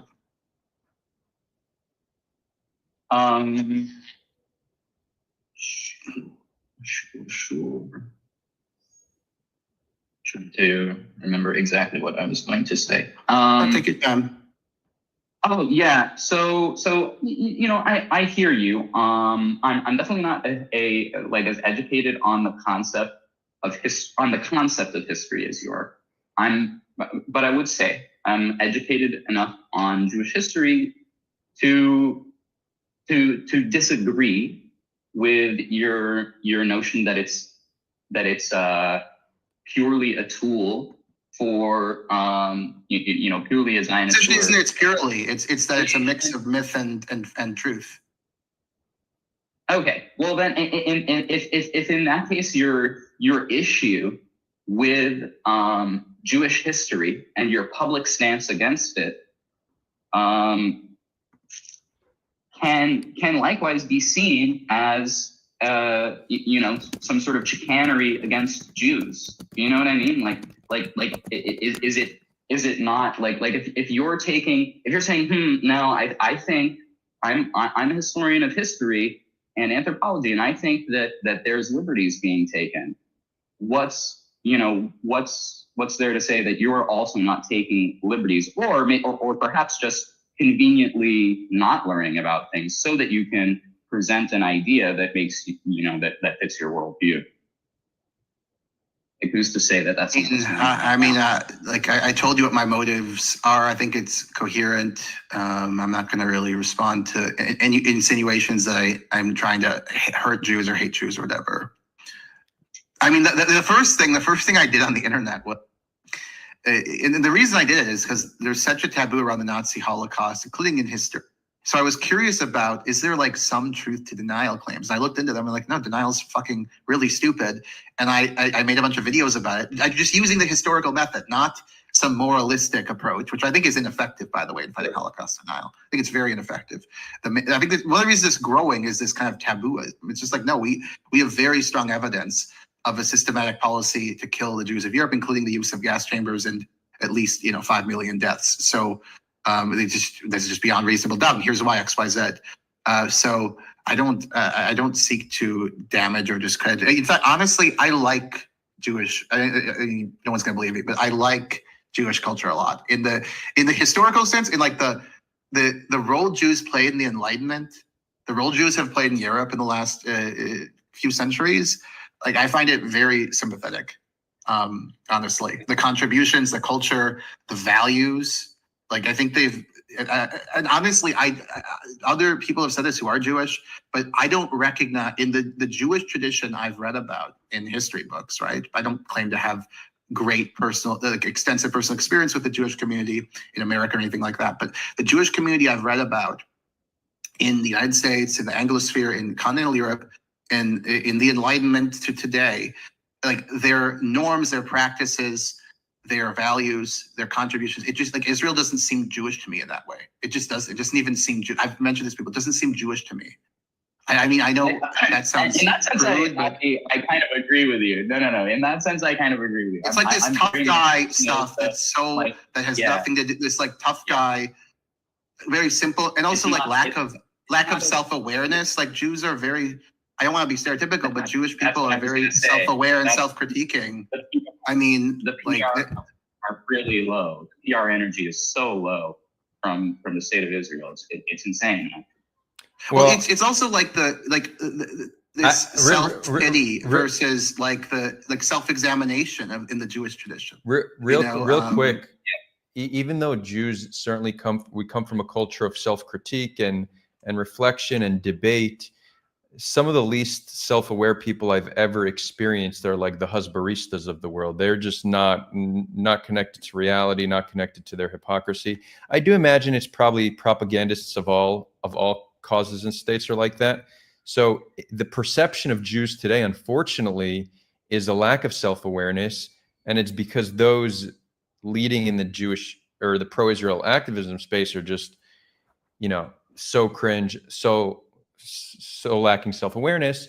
But it is interesting that the difference between the culture we come from, one of reflection and debate and self-awareness, is not seen today in how like the whole Hasbara world exists.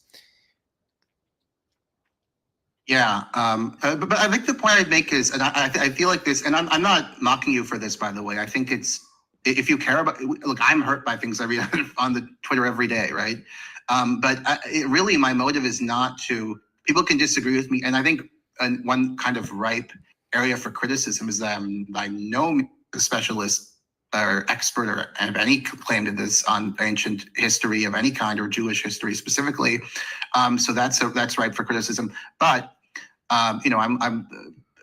I'm going off of what I know about ethnicity from books like Imagined Communities by Benedict Anderson, about how national feelings developed in different eras, and different geographies in the world.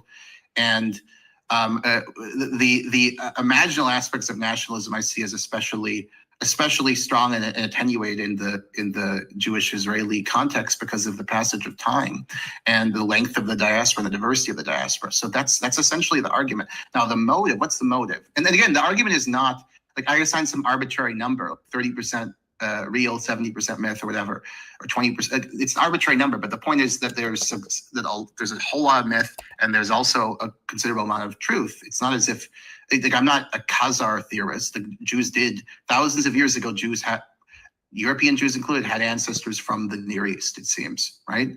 But can that be cashed out into a contempt? Yeah. I checked. I was looking a long time ago. I was like, "Who's this guy? Race realism?" No, it's not true. Okay.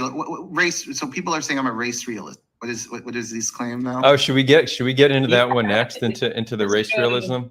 Maybe just to like settle this one. I do think this has been an engaging conversation on this topic, and Matthew, I think Natan here is giving you a good data point as somebody who largely agrees with you politically, but feels like the way you're talking about Jewish history turns him off and makes him feel alienated. So the question is, and I'll tell you why specifically, history speak. I'll tell you why specifically. It's because you talk about things in this colonial, post-colonial sense, and colonial, like that kind of dichotomy basically gives the Palestinians the right to violently resist us, and essentially until we leave, in many people's perspective of colonial politics and anti-colonial politics. But the problem like with the that Francis Fanon wait, perspective. wait. But the problem with that is that Jews do not agree that we're going to be able to live anywhere else. And when you promote essentially like when you spread low information, not full picture Jewish history in your tweets, that adds to that cacophony of sound saying, yes, Palestinians, you can kick all of them out. And like me, Adar, a lot of people were saying that can't be the way forward. And that's my problem with your content. It's that it feels very much like that's the answer. And I know that that's not your 2 points. 2 points. No, it's really not. Like, I mean, you'd be. It is funny when people are like, say, I have something in serious in mind. When you should, I mean, publicly, I'm polemical and I think rigorous against genocide. Privately, you should see my texts with people from the Arab world, because I'm half Egyptian. I lived in the Arab world for a few years. And I have friends and family. Like, a lot of it is saying, we cannot dehumanize Israelis. It's wrong. And it's not a popular position right now. Like, people would hear you out with that a few years ago. It's very difficult right now. And so I don't have these ambitions to harm Jewish people. I have no desire to do that. Or to ethnically cleanse. You can't ethnically cleanse. There's nowhere for them to go, the large majority. So I don't want. But one other point I'd make, though, is, I'd go back to to what we were talking about earlier. So we're concerned about Jews being ethnically cleansed from Israel. There's no prospect of that happening at all. Israel's nuclear armed. Israel's supported by the United States. Who's going to ethnically cleanse them? Hamas has no tanks, no artillery, no planes, no ships. They're not going to ethnically cleanse them. So it's like we're so concerned. And this would be one other critique I have, where I think that people have bought into, not just Jewish people, but people have bought into this notion of an eternal victim, an eternal Jewish victim. And this is erroneous, right? It's the Nazi Holocaust, again, as I've emphasized, you can argue it's the most extreme genocide in history. Most genocides do not involve, by the way, trying to kill every member of the victim group. That's not common in genocide. This was the Nazi policy for vis-a-vis European Jews. So that's extreme, and then it's a whole continent, right? It isn't just one country. So it's really extreme genocide. But people have, I worry that people have inferred that these kind of very reductive, very non-specific narratives of the Jew as the victim, or the eternal anti-Semitism, have been projected back in history. And as I say, I think that this is ironically, and this sounds maybe controversial, but this to me ironically parallels Nazi or Groyper. I'm not saying people who promote this are anything like these people morally, so let me be clear, but I think they're making the same intellectual mistake as like a Nazi or Groyper presentation of history, where it's like, okay, here are the countries who kicked out of, which by the way, these lists are fake, but leave that aside. Here are the country Jews have been kicked out of, therefore always persecuted because they're awful.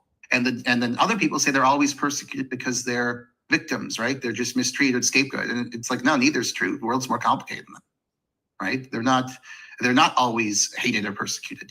Sometimes they're treated like in history, they're treated like minorities are in general, or they're treated better or worse. So I worry about this, and I worry that you subscribe to it, so afraid Jews are going to be ethnically cleansed from Palestine when there's no prospect of this happening. Because it's like the Jews are going to be the victim, the Jews are going to be the victim. But what is the prospect of that happening?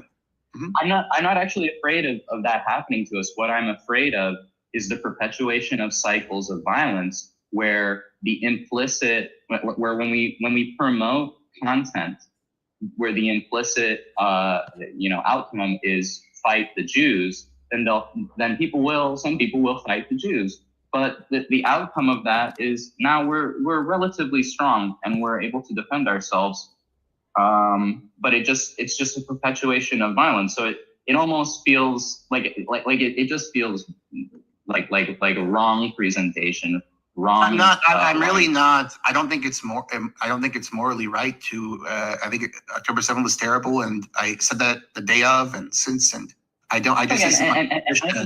I think it's a genocide in Gaza and apartheid in the West Bank and Jerusalem and so on and so forth. But my point is. Okay. I'm glad you said that, but do you understand though there could be other motives? So first of all, there's the intellectual art that you don't find compelling, and you point to my limits in ancient history, which is fine. That's not, I don't deny that.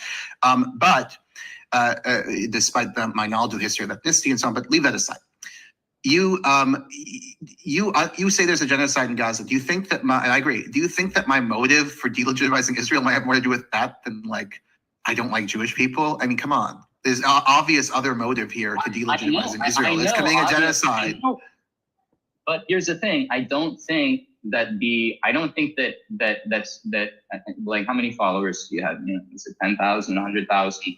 I don't think. No, not 100,000. I got just 13. I have more on YouTube. I think our YouTube's like. Either way. Twitter's, yeah, whatever. I don't think that somebody's going to read your tweets and go, that a Jew, first of all, is going to read your tweets. At least one in Israel who has any way to affect any of this is going to read your tweets and go, you know what, man, I should stop. I should stop bombing. You know, I should stop being a drone operator or something. But I'm not going to go ahead. What I do think is possible is that somebody near me is going to read that and go, damn, you know, and these Jews, they're bad and they're making up their history.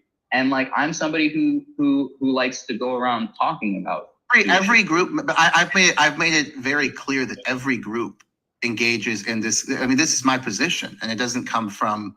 It comes from work. It's like every group engages in this kind of myth making for social and psychological purposes, right? Every group does. So I've made that point in many of these tweets. Like every group does it, which is my position.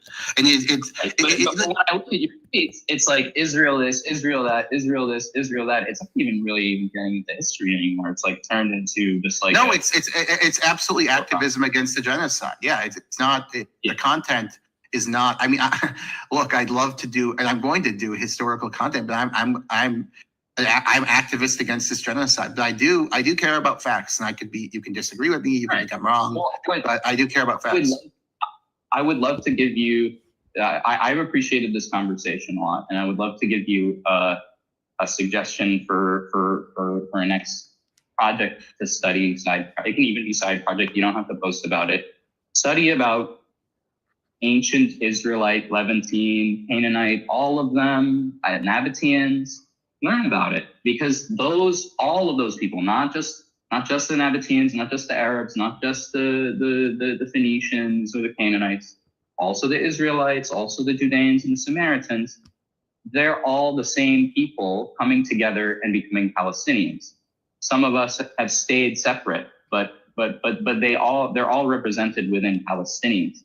So I think that would be, you know, because that's your interest, and that's your Go ahead and send to me. I mean, again, the critique one could make, as I've said many times now, I'm being honest with you, which I think I'm obliged to, is that I am more working back from a general conception of how ethnicity is constructed, plus a logical argument about the length of time in the so-called diaspora for the Jewish peoples, plus knowledge of the limits of our records regarding these ancient Jewish polities, right? I mean, again, not denying they existed. They certainly did, but I'm talking about like day-to-day culture or even like day-to-day religious practice. I accept the reality of emergent culture and so forth, and how time changes things. But I would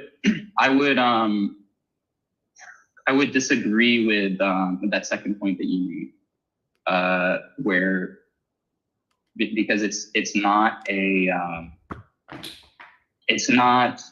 like time giving like deciding that there's a time frame in which you lose your indigenous rights or you lose your value is just like, it's going to turn people like me off, people who care about the history, but it's also going to send a very, very odd message that you wouldn't want to send to right-wing Israelis about how much time it takes for Palestinians to stop being indigenous Palestinians.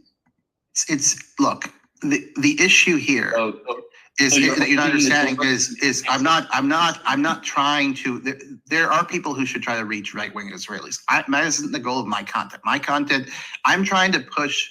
You want to know what I'm trying to do politically? So I'm trying to be. First of all, I care about facts, and I think you can look at all my work for AOA and my demographics space work, including extensive discussions with Adar, that I care about facts. That's one thing. But within that context, subordinate to the facts, I am engaged in activism against this genocide. So I am engaged. I don't claim to have no political motive. I definitely do. So what is the political motive in this respect? I'm not trying to reach Israelis or right-wing Israelis in general. I've said before, and again, I'm portrayed as so radical. I've said before that we can't dehumanize Israelis, we can't give up on them, etc. But my specific goal, I think people should be trying to reach out to them. My specific goal isn't. I have some Israeli followers, I like them a lot, but that isn't my target audience. My target audience is people in the West, generally. I have Arab followers too, a fair amount, but my general target is people in the West. And I want them to adopt a more negative view of Israel in order to damage Israel. And because I honestly think that if Israel loses political prestige and support in the West, they'll be forced to adopt more conciliatory policies, right? I don't think there's any prospect of my work or work of people like me, even if my importance isn't that great, but say people like me, that it's going to get Israelis expelled or whatever. I also care about not dehumanizing Israelis, not justifying killing Israelis, and I talk about that, and that is where I'm trying to push the more radical people on the left, and also some of my Arab followers from the Arab world. I mean, so I'm not this bomb throwing radical. I mean, I'm really not. I know. In terms of what you say though about colonialism justifies killing civilians. I mean, that's the Frantz Fanon position, but it's not some accepted canon of moral philosophy. I don't agree with Fanon. No, I don't think what the Viet Cong. I don't think what the Viet Minh did was right. I don't think targeting French and mostly collaborator indigenous civilians was right. I mean, or I don't think what the FLN did was right. So I'm not defending these views. Natan, real quick. Consider this. Well, yeah. So just consider these. I'll give you your final thoughts, but I do want to give it over to Namto afterwards. Okay, so just keep that in mind. Yeah. Well, my final thought is thanks for having this conversation, Adar. Thanks for having the conversation with me, Matthew. Yeah, I appreciate your talking. And you're clearly sincere, and I appreciate that. Natan, we should address the race realist. Yeah, I'm happy to talk to we could get to that. Natan, I wanted to thank you because until you hopped on, I was trying to represent essentially your position and others who were offended by that. I was able to somewhat understand it, but I definitely think it impacted you more personally, and you were able to express it really from your heart. So I appreciate which you. I appreciated. I appreciate. You know, the internet mocks all shows of it, which is completely ridiculous because we're all emotional creatures. So, but I honestly appreciate genuine expressions that XYZ impacted me emotionally. I mean, that's my reaction. So I appreciated the call. Thank you, Nathan. And I think that's probably my problem, that I am an outlier in how little things bother me. So I need to often really try to put myself in people's shoes to understand them, and I don't always do a perfect job being able to represent their position. And with that, Namto, we're going to give it over to you. What's up? I thank you. I wrote also in the chat about basically things that you said. For example, the arbitrary numbers and other things that seemed to be presented as facts, but you're saying they weren't. So I don't really understand why you use them in the first place, especially if you're a scientist with a PhD. Like, you wouldn't use arbitrary numbers in your PhD thesis, right? Well, I mean, yes, the number, let me respond to this. It's an interesting point. You cannot quantify. You can say mostly, you can say partly. You can't literally quantify with any kind of precision the extent to which Palestinian identity, Italian identity, Jewish identity, German identity are myth and versus fact. There's no way to do that. There's no non-arbitrary way to do that. There's sometimes we have to make qualitative statements. And in this respect, the percentages I assigned, I think were pretty clearly to intelligent readers, and I'm sure you're one of them, were pretty clearly arbitrary, qualitative, and reflected a general sense that this is mostly invention, but there is truth to it. Well, first of all, you presented it as a literal fact. You said first factual grounds. No, The connection of contemporary- I'm sorry. I'm not gonna let the conversation go into something like this because it's just 99% have zero interest in. I mean, you made No, the no, no, point. no, People no, who think no. His Okay. his response was so clear. There's literally no exact percentage you could give to what an identity is contrived and what is real. You need to give some kind of an estimate. So like this isn't an interesting conversation. It's So don't. So I think you shouldn't give an estimate then. Okay, that's Or fair, you but should next- use it without next issue. numbers. Or okay. But Okay, that's fair.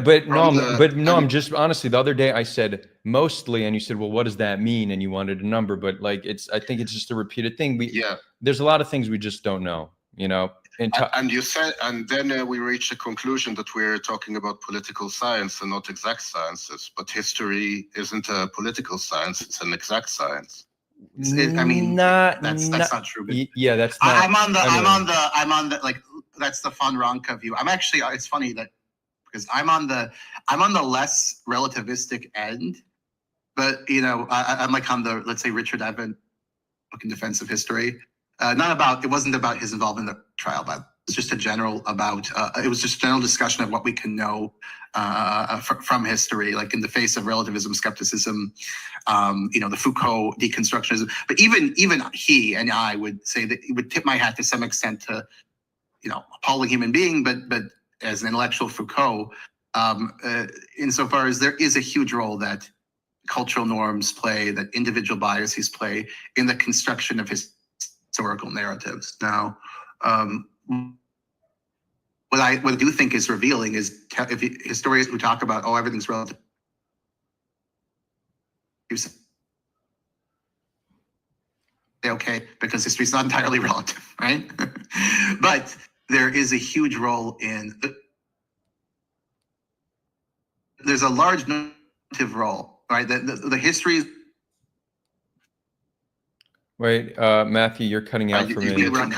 Basically, the bias, you can't get away. Sorry, I think we can't get away from as historians, we can't get away from the power of biases, but we can be honest and scrupulous, and that makes a big difference. We can be competent, honest, and scrupulous. And if we are, then in cases where the evidence is just so powerful, like the Nazi Holocaust, for example, the facts are going to have a veto power, regardless of what we want to think. However, in cases where the documentary evidence is more ambiguous, people's normative attitudes are really going to be going to have sway. I mean, it's going to look a lot like a Foucault picture, when there's evidence on sides of issues, right? And we see that in the history of the Israel-Palestine conflict, for example. There's just to build on that. There's and Noam, you're not like, I think you're partially right here because a lot of history is a matter of fact when it comes to like dates. What date did something happen? How many people were killed, right? There's a specific number that is objective, but a lot of history comes down to narratives and perception and identity, and this is not something quantifiable. We need to describe it in the words we have, but you can't give an exact number. So I guess I hear what you're saying. If your feedback is don't say 80%, just say mostly. But you understand, like we're talking about two separate things. There's no science when it comes to someone's identity and how they and how much of it's contrived. Yes, I understand that. But then that is not exactly history or the science of history, as far as I understand it. Like the science of history would present all the narratives and then provide as much objective context as possible. It doesn't write a narrative, it documents which narratives are used. Do you see what I mean?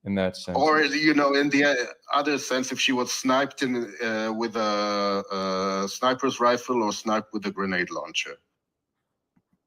I mean, Both just are- generally speaking, the number of unarmed children who've been shot in the head does, to me, you know, and we can disagree, of course, but to me, does suggest, I'm not talking about systematic, like they're killing every child they can, but in certain areas of Gaza that they are shooting children intentionally in the head, just because there have been so many cases of children shot in the head and chest. I mean, for example, I have a friend of mine, her cousin, 15-year-old.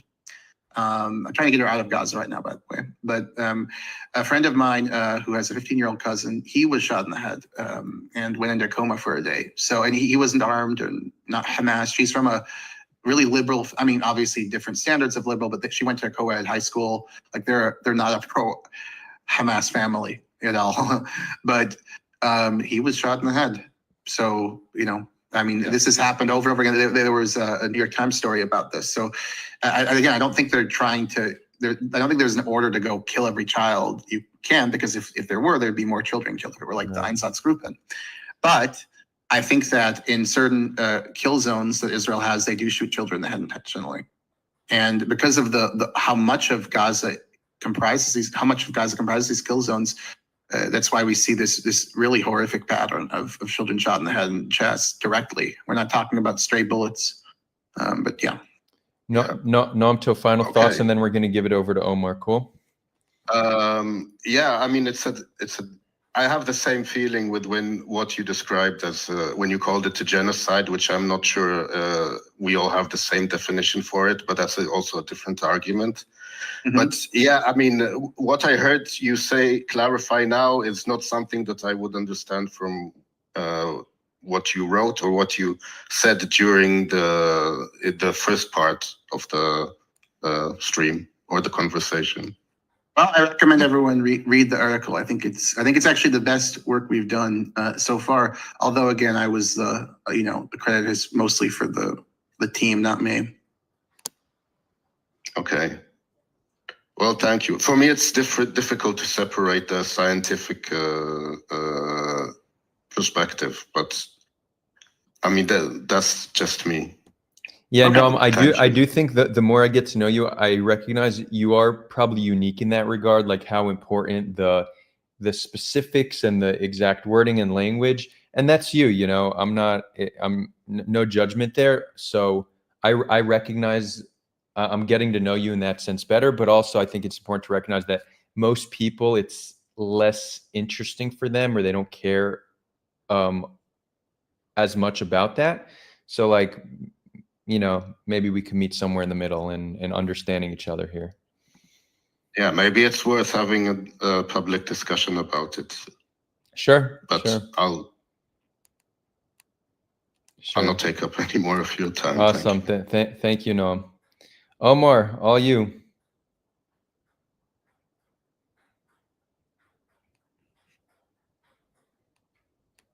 Omar, I'm not hearing you.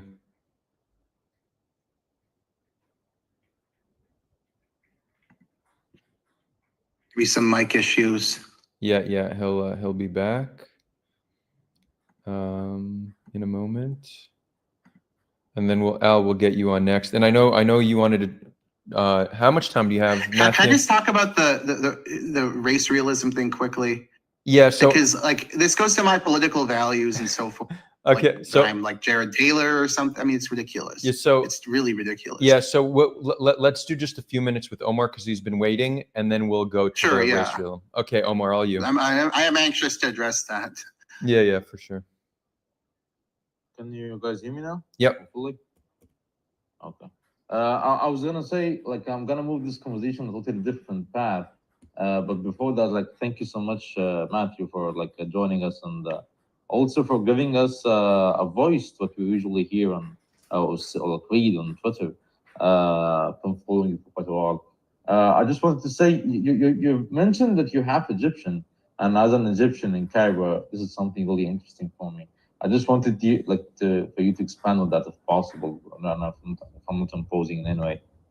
Yeah, no problem. So it's through my mother, so it's a little bit an odd because I have an English surname, and there's also a patrilineal aspect to Arab culture, especially like in Arabian culture. But I definitely feel Egyptian, and that's part of the myth of ethnicity in a sense, right? There's a sense of subjective identification and ancestry, and I'm of Coptic background, as you may guess. My middle name is actually Cockerill, so that's a Coptic name. But yeah, I went to the Coptic church growing up and the Catholic church, and I felt connected to the community here, and it's sort of like psychologically identify with it. Although, of course, because my father is white American, it's a difference between someone, and I grew up in America, it's a difference between someone like you with two Egyptian parents. Where are you from in Egypt? Cairo. Cairo. My grandma Hoda was from, I'll mention this to you, my grandma Hoda was from Alexandria, and my grandfather Azet was from Aziut. Actually, and I think his father was from Luxor, so yeah. It's nice that you mentioned, because there's a tweet I've been trying to find for you, but it basically discussed the alleged persecution of Coptic Christians in Egypt. Mm-hmm. I know this is like a totally different topic right now, but there's a tweet I'm trying to really find that totally this like I've been like we agreed on many things, like or I agreed with you in most of your tweets except for this one. Yeah. So I can elaborate on it, but no.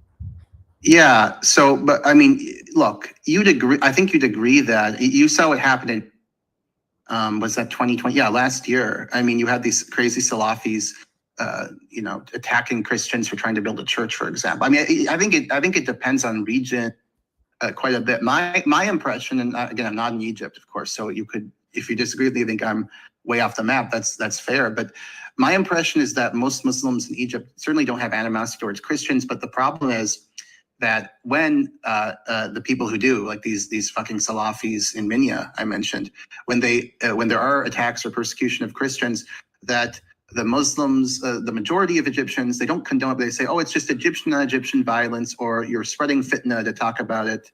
And I just think there needs to be a more robust discussion of this. Now I understand though too, like coming from a Westerner, half Egyptian, grew up with money, you have all these people suffering a lot in Egypt. Egypt's a very poor country, right? And everyone suffers at the hands of the government. And then Copts, there are plenty of Copts who are well off. There's Coptic billionaires, right? So, if you're a wealthy Copt who's making this claim, people may be cynical, but I think that Egypt needs to address it to achieve what it could achieve. And I will say this: what really pisses me off are these fucking radicals who Copts aren't loyal Egyptian. Copts, like 98% of Copts are 99% are like totally in love with Egypt. These people love Egypt. They don't want a two-state. So you have these fringe people who say weird things, but they want an Egypt where they're equal. That's what they want. They don't want to be Zionists. They don't want to have their own Coptic state. They don't believe the memes that the Egyptian Muslims are Saudi. I mean, this stuff, I don't even know if people talk about this in real life, but it's on the internet. The other one on the internet that I've seen is that the Copts are all but that's my position, and it's from family and the research I've done, but of course not living with my own limitations. You may disagree, but I think that it varies by region, economic state, but in certain regions of Egypt, with many of probably the worst, there is persecution. That's my understanding. But go ahead and push back. Definitely, I think like I've added you on Discord, and yeah, we awesome. can definitely have a discussion about it later, more nuanced. But I would say, like you mentioned last year, I think you're incorrect with the dates.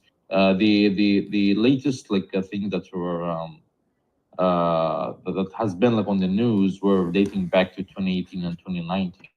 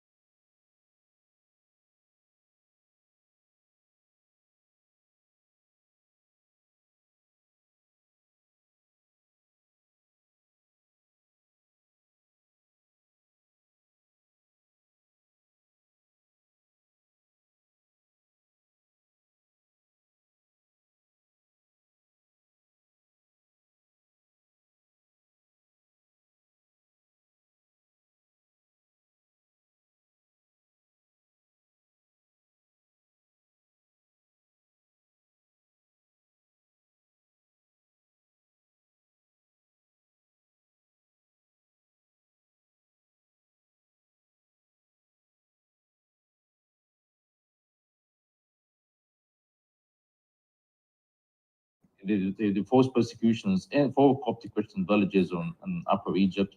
I wouldn't say that's like I would say this is only like this is only a narrative you find on Western. I wouldn't want to say Western propaganda, but you'll never see this. Yeah. So this is a claim I really. This is a very important claim. I think this really needs to be studied, because there's these claims that hundreds of Christian women have been kidnapped and forcibly married over a period of many years to Muslim men. And as I understand the society, so I believe absolutely some of these claims are real, and I've looked into them. I also believe some of them are girls who eloped with Muslim men, because as I understand it, the society wouldn't find that socially acceptable, right? Like the Christian parents wouldn't find that socially acceptable if their daughter is just running off with a Muslim guy. But these horrible acts, forced marriage, effectively rape, repeated rape, have happened, and there needs to be like a systematic study of what is the incidence of this over all these years, because these things have happened.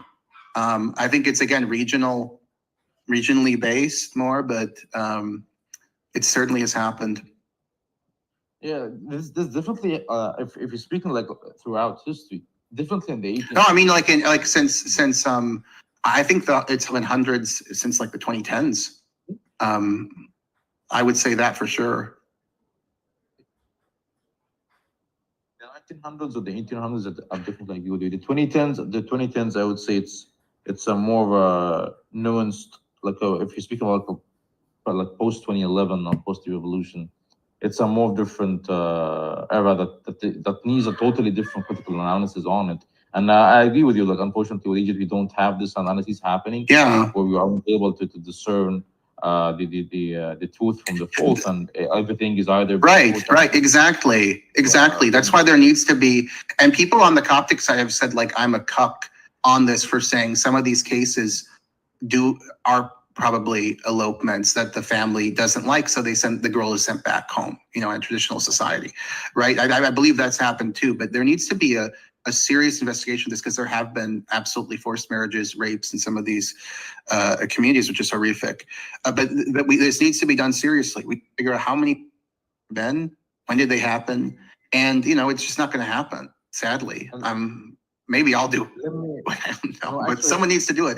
It's so sensitive, also because of the value that families place, and it's not just Muslim, it's Christian too. Families place on female virginity.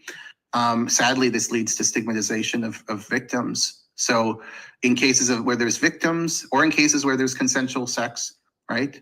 People aren't going to talk about it. Yeah. And let me end up by saying I'm a researcher myself, and I'm based in Egypt. If you can collaborate on anything similar to this, I would love that. Like definitely, if you're planning on doing something similar. Yeah, we could do this together maybe in the future. I mean, this is one of the research topics I'm very interested in doing, because I'm really tired of people claiming claiming this isn't real. All right, but also because it's a horror, it's real. Also, we need to get real data about incidents, because there are elopements too. And people hate that when you mention the Coptic community, but there's strong evidence of it.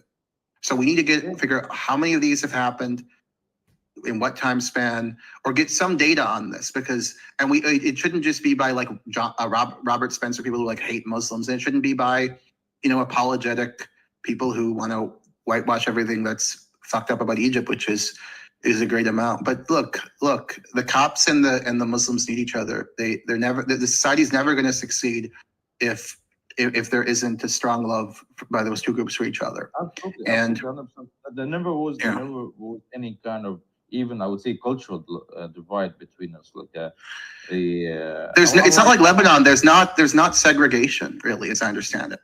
Does that depend on community, or? I'm just speaking simply, like I wouldn't find like cultural divide. Even like I'm speaking like more about the habits. Like it's all the same, but there are definitely like no one in the right mind again would deny incidents happening. But I'm just saying they're widely inflated in the media. And I think it depends though on region so much.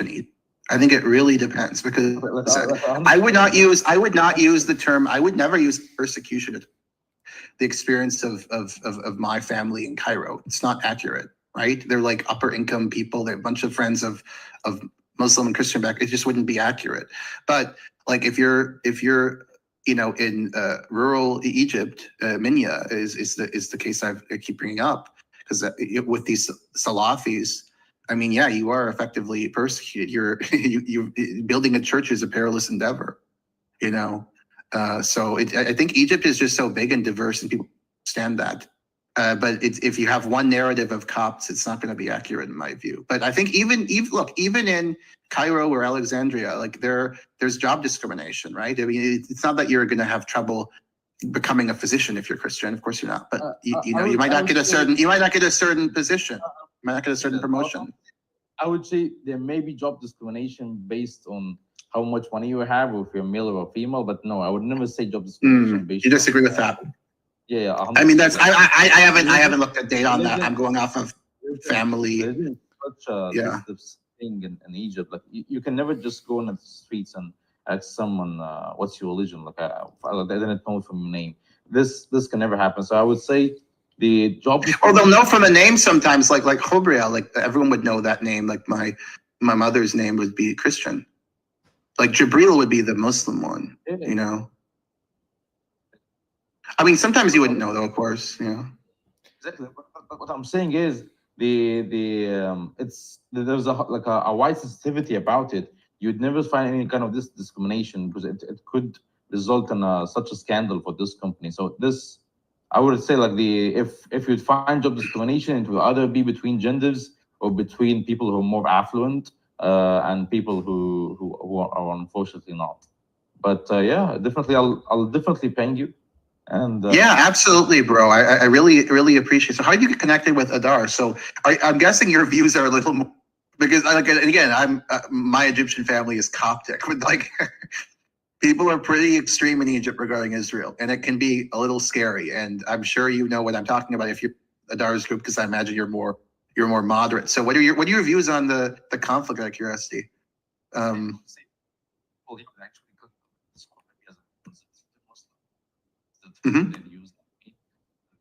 Wait, Omar, your audio is very weak right now. We're not hearing you. Can you hear better now? Yeah, it's better now. Yeah. Oh, they're better. There, it's better. Yeah. I would say like the people here would definitely describe me as a conservative Muslim, not a moderate, but that's the term, not mine. But I would say, yeah, like my view would be in line with the Egyptian Muslim Arab view. So, but like how I got introduced to Adar, it was a small internship / fellowship on LinkedIn that I applied to about the Israeli-Palestinian conflict, and as an analyst or as a researcher in my professional field, I wanted to delve more deeper into this, and obviously we have a really diverse community here, which expands. Yeah, that's awesome. I think it's really important, whatever narrative, and this is a problem I frankly see on both sides, including the Arab side in Egypt, is dehumanizing the other side's civilians. I think that's a problem. And I, if you're in this group, you're not participating in that, which is awesome. But doesn't mean we have to change our political views, though, if we think they're right. Definitely. That's one of the beauties of what we're building here, because Omar, as they describe him, is a conservative Muslim, and here he is on Discord, and this is also testament to him and who he is as a person. But he's here engaging with Zionists and Jews and all different people from around the world, and it's that's really what we're trying to build. So. Thank you, I appreciate sure. it. And I agree. Thank you so much, Shasvi. Catch you up with the Yeah, appreciate it. DM me, please. Yeah. Thank you, Omar. Awesome. Now we're getting into the topic of the hour. People. I'm gonna need like 2 minutes. Okay. Okay, no problem. I'll be right back. No problem at all. This is going to take a little bit of a shift. A little bit of a shift.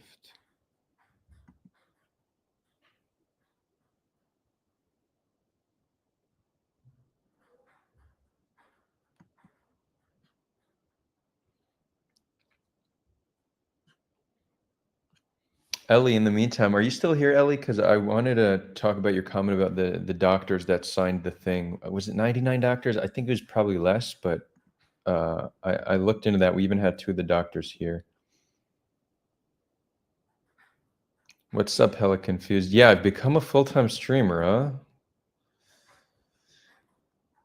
Maybe. I feel fulfilled doing this. I'm not gonna lie, but I do have a company and a half to run, and I don't produce all too much income doing this. So we'll see. We'll see how things progress. On that note, let's get those super chats going. You know, convince me to do this full time with some of them super chats. Although I think we're a little slow on we're a little slow on YouTube right now. We have our one valued viewer on Twitch every time, and on Twitter this is popping off, which is cool.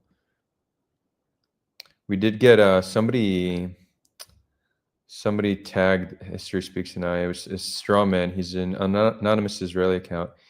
He goes, God, listening to Adar and History Speaks twist reality with straw man arguments and circular logic feels like giving myself a lobotomy in real time.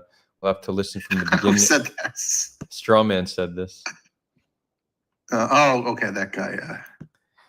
Your audience, honestly, even the ones that are that guy I don't like, but your audience, the first 2 people I talked to, are honest. Well, straw man's watching this. Redeeming qualities. Yeah, I mean, I think. Yeah, I know that guy. The people in this community are on a different level, but yeah. Straw man and I chat, but he's just a husbarista. You know, it's just that's what it is. And yeah, exactly. In order to be a husbarista today, it's either you need to be very delusional or a liar or both. But I invited him on to make the case that that we're saying something wrong. You know, it's all good. But I'm happy to talk to him about the Minister of Health data or other topics we've discussed. Yeah. So let's do the race realism thing quick, though. Let's get that out of the way, because honestly, like, this does go to my political value. I don't want to normalize any kind of discourse that's derogatory to any group I believe in. For America, I have different views. Wait, Matthew. Let's just give some context how this came to be. You have a tweet from, I guess, a while ago, and the tweet is, I'll just read it real quick. Cool. Yeah, go ahead. In a few months, I've gone from someone inclined to denial of substantial human population differences, which I now regard as pseudo-religious position, to an amateur aficionado of the field. I've even gotten invited to a secret Discord group with serious academics. I'd be interested in joining that group. But anyways, yeah. Yeah. So what's your thought? That's the tweet? That's the tweet. Yeah. So basically, I've been intellectually convinced that racial categories, if you will, have they're crude. They have biological markers and relevance, and that this impacts human differences. It doesn't, and people like David Reich, their work has convinced me of this. So like the social construction view is wrong. Although of course there's a heavy element of social construction too. It's a mix really of genetics and social construction. But this doesn't at all imply like my views are like.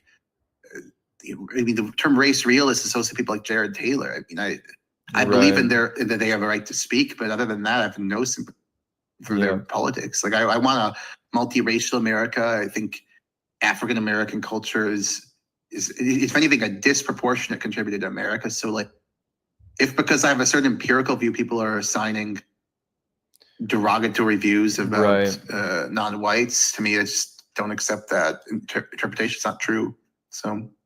So I would say you and I probably are in pretty much full agreement here. Whether there's population differences is not a question of ideology. It's a question of truth. It's a yes or no answer.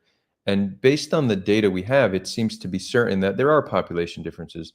That, though, what you do next is a matter of ideology. And this is why I think it's a controversial topic, because people generally who are talking about group differences, it's in order to discriminate against a group. It's generally not done for like scientific or curiosity purposes. It's done with an ideology in mind. So it's hard. It's not when people hear the topic, they suddenly think, okay, race realist, racism, et cetera, and understandably so, because that's the majority of people talking about this. So the way I like to describe it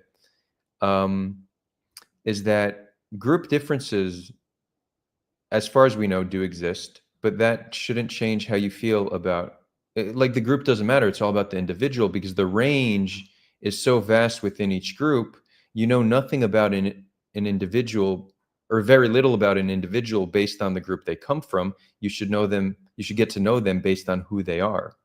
And I think even with respect to groups, like look at for example African Americans, the country would be the contributions to culture, to music, to the arts, like the country would be way more boring without them. So the idea that I want to create some like white nationalist polity, I don't know what the right. But I mean, it's also weird because my mother is brown. But I guess nowadays, like half of white nationalists seem to be like browner than less white than I am. So Well, like Sneeko is a white. I don't know if he is, to be Or fair. like But like Nick there are people Fuentes who are being like Mexico. repeating their there are people who are like repeating their views who are like literally black nowadays. It's just very strange. And in some way, that's actually a testament to cultural how the extent to which America is culturally. Right. We of course right. focus on our differences, but we're so culturally integrated that like the white nationalist club like now invites black people in it. It's just completely bizarre, but it shows that this country is never going to go in that direction. Even though under Trump, I think open race. But regarding my views, I talked to Nathan Koffness, who interviewed him on free speech issues some months before I wrote this. And when I was in that discussion, I kind of advocated environmentalism. And subsequently, I looked into it more, and I just thought the arguments I made were weak. I should have still been contesting Koffness' views on race, of course, right? I'm not saying I shouldn't have done that, but I think the kind of pure constructivist view is not empirically true. And these population differences are quite interesting, right? It's interesting, it's interesting, for example, that people from southern Egypt are like halfway in between. I don't know, I don't want to say crudely, but they're like in between, let's say, people from Ethiopia and people from Europe, right? I mean, it's like the spectrum of race is interesting to me. That's another case, right? Because it's more of a spectrum than really a binary. We conceive it as a binary because it's easier, but race is really a spectrum. Correct. I don't have political commitments to discriminating against people, or I mean, this isn't my political values. The only controversial stance I've taken, which I, by the way, I reiterate, is that people who have racist views, like that one woman, Amy Wax, they shouldn't be sanctioned. Kids have to grow up. I mean, you're adults now. You're gonna have, if your professor's a racist asshole, but if she was biased against students, if that were proven, that would be another thing. But yeah, for her views, you have to just grow up. And the other controversial view I've had, which I stand by, is I think anti-white race is real, right? So I think I don't accept the idea that for historical reasons or for some other sociological reason, I think it is, right? Mm-hmm. But again, none of these positions entail hostility to blacks or Hispanics or right self-hatred against Egyptians or who's another group, Jews, Asians. Like I don't. The other controversial view, I guess I'll just the other kind of controversial view I have is I think in the context of America, we don't have an ethnic group, right? So the indigenous population is small, but the American polity doesn't have like one core ethnic group. So I don't really think diversity here is a bad thing or destroying anything of substance. I think it's a good thing. But I think for let's say if you're an ethnically defined state in Europe or the Middle East or Asia, I think you have the right to choose. Do we want to preserve an ethnic majority, or do we want to have diverse citizenry? I think that's a choice. I don't think that's racism. But like, I don't think any of these views are what one would expect from a race realist, so-called. Right. People just make that connection because generally that's how it's brought up. And I would say generally, right. Generally it's not intellectual. It's just an excuse. These are people who aren't really thoughtful, and they bring these differences up, the fact that populations differ genetically, as an excuse to do their politics. Yeah, that's true. Right. And it's not true of me. I would also go on to say, well, first of all, I do think I could see why people would even object to bring it up for curiosity's sake just because it opens the door to racism. So I could hear the argument being like, guys, nothing good comes from that conversation. Maybe leave it to like population geneticists who it's important for like medicine and whatnot. but like just having an open conversation about it is going to lead to more hate. So it's better to avoid. I can hear that argument. So it's probably, I could see the case that talk about it with friends if it's interesting behind closed doors out of curiosity, but it's not something that I can't think of a societal benefit that comes from like teaching something like this in school. It's just not I an agree important. with that actually, Yeah. and that's one of the reasons I some regret for talking about, because there's just no way, especially look at like all the open racism that's come to the United States under Trump. There's just no way that regular people be able to handle it's a little bit of an elitist argument. Like people like David Reich doing this stuff, it's good because he's gonna figure out things that help people, basically, right? Yeah. And also it's interesting for intellectuals, but regular fucking people, if you give this stuff to them, they're just gonna say black people stupid or inferior. Or that's just how that's the direction they'll take this discussion. Even if that's not proven by the data, that is exactly how they'll take it. So, right, exactly. Yeah. in that sense, I have some regret for discussing it. Although I don't feel like I'm bad for doing it, because I'm not the person who is saying, black people are bad or stupid. I don't believe that. Obviously, if people on the internet who are talking about biological differences between groups say that, I'm not responsible for them. On the other hand, you do have some indirect response.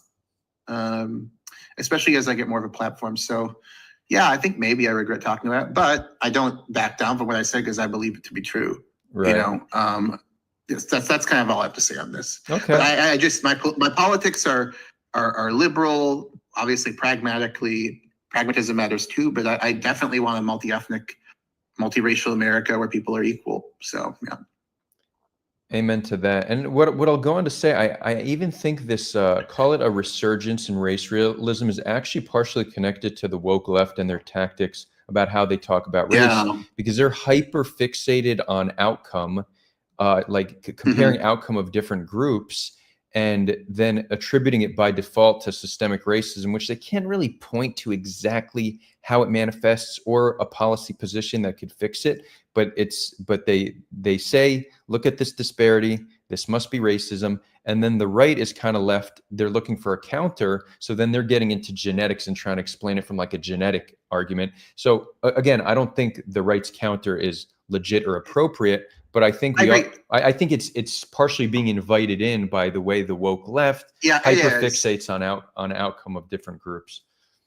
It is. One thing I'd say as a historian too is that all societies have taboos, right? All societies have them. And we can look at the other guy's taboos, the other guy's society, and say, oh my God, look at these primitive people who you can't criticize their hope or whatever. Or you can't talk about too openly tension between the two religions in this part. Like they're so politically correct about it. What's wrong with them? Every society needs some taboos. And, maybe in our society, these are among them. Maybe they should be. And I just don't have great confidence in the public to talk about these issues. And it's not a coincidence that people who talk about this want, not necessarily, but there's a good portion of these people who want to demean Black people. Like that's their motive here. And, fuck that, right? Yeah. So, but I think it's open to debate though, whether we should talk about stuff or not. Yeah. And certainly it should be allowed to be studied, because there are really helpful applications guys are coming up with. But yeah, that's kind of my position. Awesome. I'm glad. The one thing that people say that who are purists on the I just emphasize again, every society has their taboos. Look at China. I mean, China has a crazy taboo where you can't admit Mao Zedong was killer of the 20th century.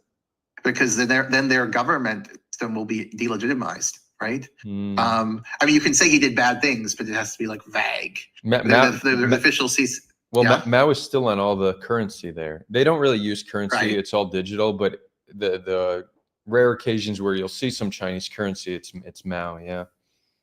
He has to be mostly good though, because if he isn't, then the party loses its legitimacy.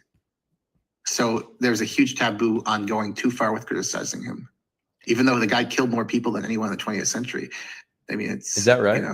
Is that right? He's number one. Oh. A Great Leap Forward alone, famine and murders killed at least 15 million people. 15, Wow. 1.5. 1.5. Okay. Yeah. Cool, Matthew. This has been. And unlike Stalin, just a brief historical nerd thing. Unlike Stalin, Mao's policies didn't even like Stalin's 5-year plans were. Stalin's a monster, of course, as well, killed millions, but he industrialized Russia. His economic policies worked in economic terms. In fact, probably were necessary to win the Second World War. Not the suffering, of course, but the level of economic growth, not the atrocities. They were not necessarily mad, but like, so it was Stalin. The Russians mostly admire him. You're like, okay, that's fucked up. This is a huge historical murderer. Although in some like really cold way, I can see the argument that he was successful in scare quotes, like he built he made Russia an industrial powerhouse, right? Soviet Union. But Mao's policies failed, right? Great Leap Forward didn't work. So it's strange, but he's still admired, I guess, because of the role in independence and the victory of the CCP in the Civil War. But anyway, we'll get off of Mao for a second. But yeah. Well, awesome. I mean, this has been a great conversation. I think we covered a lot of topics, super informative, good, vibrant discussion and debate. And anything you want to end it with, leave us with? I'll just look at a couple comments. Comments you want to address? In the Discord. Yeah, well, a lot of people were talking. Wow, I mean, I appreciate you guys engaging. I'm going to see if there's one really interesting question. There's so many. Trader. Give me like 13 seconds if I can't find a good one. Yeah, it's more so commentary than actual Q&A, but yeah, exactly. Next time, if we, I was just gonna say, I know you're busy, but we have conversations every single day on Discord, so we'd love for you to just join us more frequently. You know. Yeah, well, this was really fun, and I'm glad you guys have been reading my content, and I appreciate the criticism, and I think your community is sympathetic to a lot of my views and highly critical of others, so it's useful to talk to. So, all right. Well, thank you guys. Really appreciate it. And yeah, anyone can DM me on Twitter or Discord if you want to. Yeah. So those watching this on YouTube, there'll be a link to Matthew's Twitter in the description and to his YouTube. And I'm looking forward to checking out your article once I wrap up the stream. Yeah, absolutely. Everyone should go read it. So yeah. And again, my team are the main drivers here, not me. So all right. Bye. Awesome, Matthew. Thank you. Cool. That was good. We'll do a little bit longer. I do see there's been some breaking news regarding Iran, and if other people want to hop on and share thoughts, we'll keep this open to the community. But Trump seems to either be playing hardball for negotiating purposes with Iran, or it looks like the United States will enter. His last tweet an hour ago was, these are all, okay, let me actually just share this.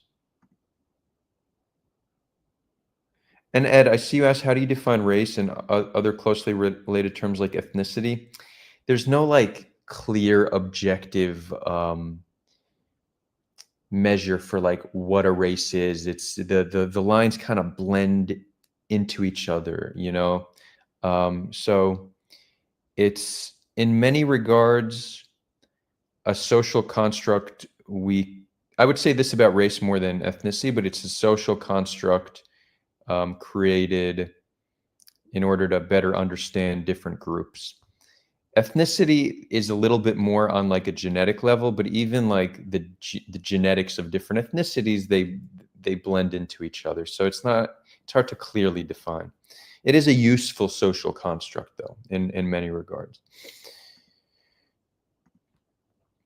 Let's see what Trump is saying. Our favorite madman, Trump. Okay, cool. Unconditional surrender. So he's calling for Khomeini, for Iran to surrender, it seems. His next tweet is, we know exactly where the so-called supreme leader is hiding. He's an easy target, but is safe there. We are not going to take him out, parentheses, kill, exclamation. At least not for now, but we don't want missiles shot at civilians or American soldiers. Our patience is wearing thin. Thank you for your attention. So let's try to analyze this besides the fact that it comes off as completely deranged. Check this one out. We don't want missiles shot at civilians. So this is almost, and I don't want to make too much of an assumption, but he's almost giving an ultimatum of sorts. Well, is that an ultimatum? In a sense. So he's saying don't shoot at civilians. The problem is, let's say Iran were to only shoot exclusively at military bases, and it seems like that is the majority of their barrages are in the vicinity of bases. They don't have the accuracy to not hit civilian infrastructure. So he's essentially saying stop firing on Israel altogether and just accept the pounding. So he's kind of opening the door for the U.S. to enter. And maybe I'm reading into this too much, but you could see him saying, we told them not to shoot on civilians. More missiles were shot on civilians. We're now going to enter and help Israel. He gave an official warning. But it's impossible for Iran to shoot ballistic missiles at Israel without some of them falling in civilian areas. It is debated as to, are they targeting specifically city centers or are they targeting bases, and the lack of accuracy is falling in the vicinity. Ellie sent me something. Ellie, I see you're here. So Israel under fire. Let's see. You said there was a report that said 10% were towards civilian areas. The headline goes, let's read this. I'm interested.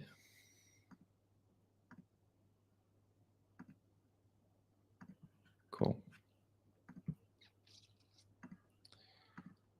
Despite the many projectiles intercepted by Israel, attacks launched by Iran on several Israeli cities have killed 16 people, including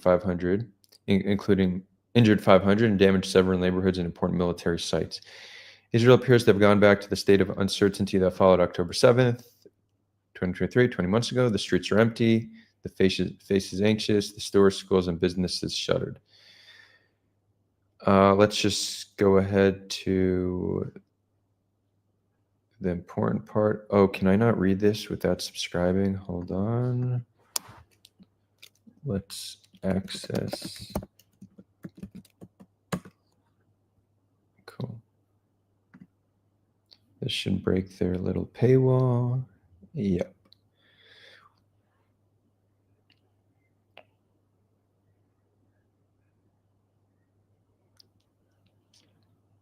Let's see.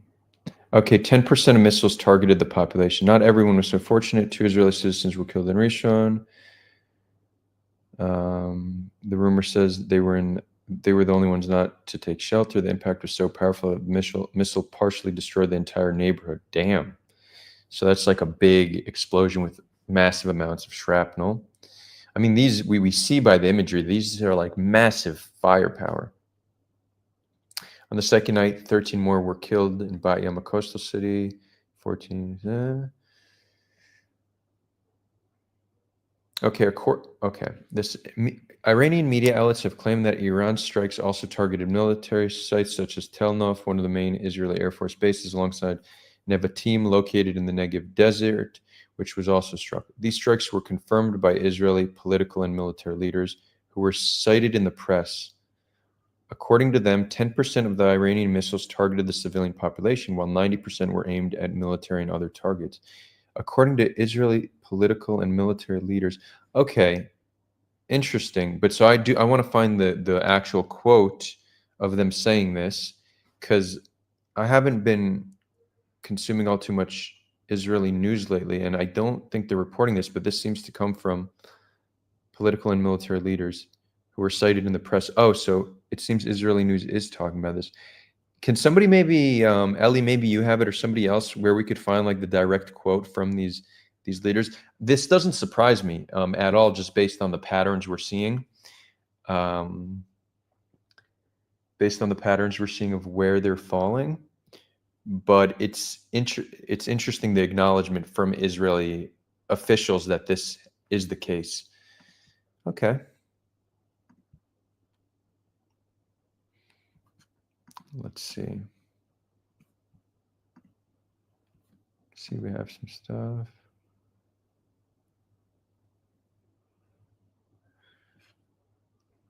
Hella confused said, he said, our patience for what? Signing a deal, stopping sending missiles, or waiting for civilians to evacuate, or else? I don't know. He's talking like this is Trump, you know? I think our patience is maybe to agree to a deal. Yeah, maybe he just wants them to agree to a deal. Like, what happens right now if Iran says we are getting rid of our nuclear program and we will only, I mean, I don't know if they'll get rid of it entirely and not enrich even for energy purposes. But if they say we will not enrich past 3.5%, will that be enough for Trump to say, okay, pressure ceasefire? I'm not sure. I'm really not sure.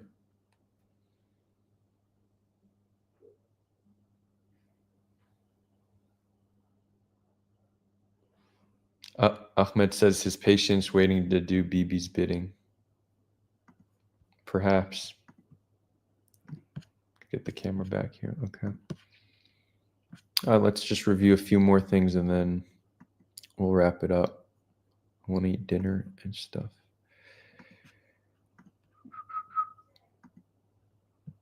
Let's see what Trump is saying. We now have complete and total control of the skies over Iran. Iran had a good sky trackers and other defensive equipment and plenty of it, but it doesn't compare to American-made, conceived and manufactured stuff. Nobody does it better than good old USA. Okay, he's taking credit for the air superiority. Oh, did you hear? He did this military parade, which is so like it's like a North Korea-like concept, you know, or Russia, but America. Okay, wanted to bring it. Oh, he's showing some crowd sizes. I heard they were making fun of the lack of crowd sizes, but it seems like. Oh, I didn't even pull this up. Sorry, guys. Okay, so Ellie, you are confirming that on the news they are saying that 90% have been shot towards military. That's not surprising. My sister, who's kind of apolitical and doesn't follow the news, she also said, yeah, we know they're being sent towards military bases. So that's what's actually interesting, how if you look on Twitter, the Hezbollistas are pushing the narrative that we only target military targets, they only target civilians. That's the prevailing narrative amongst the Hezbollistas. So, I heard that North Korean media was laughing at the parade. I mean, they are the masters of these military parades, right? Let's see if we could find this.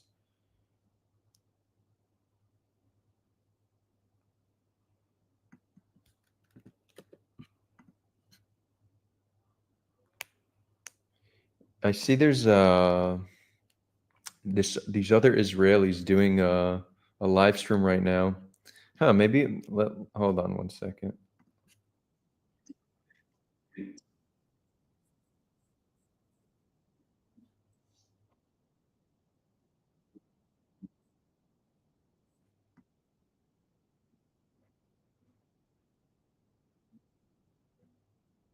So it's kind of we're both but we found ourselves in the same house, like because of the circumstances. And we went downstairs because we got an alarm that in 10 minutes or something there's gonna be Okay, I think these are two anti-Zionist Jews or Israelis that do content. Somebody told me to reach out to them, so I just saw it pop up, but maybe we'll get them on at some point. The Hebrew Canaanites, that's what they call themselves. Huh.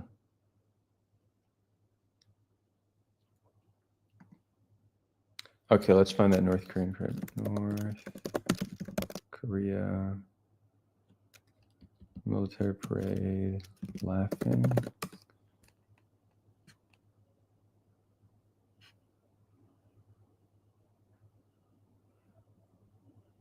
Okay, that's not finding. Let's see if Grok can find it.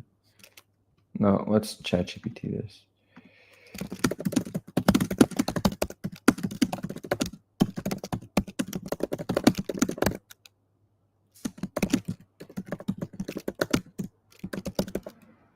Let's see.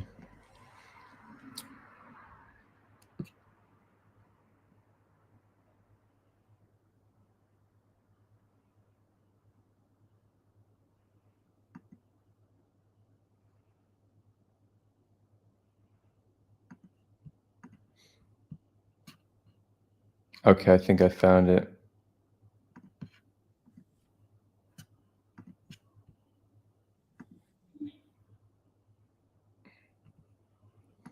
I've never watched a North Korean news segment in my life, so here for the first time.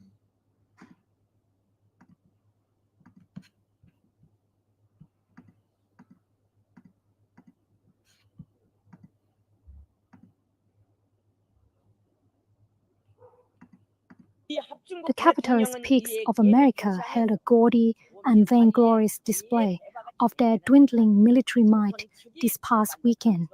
The US have not won a war since the USSR defeated Germany in 1945, and the US celebrated this fact by shining all their best tanks and guns.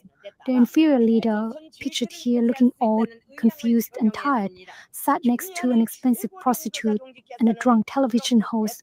There's no way this is the is this the correct translation? This is hilarious if true.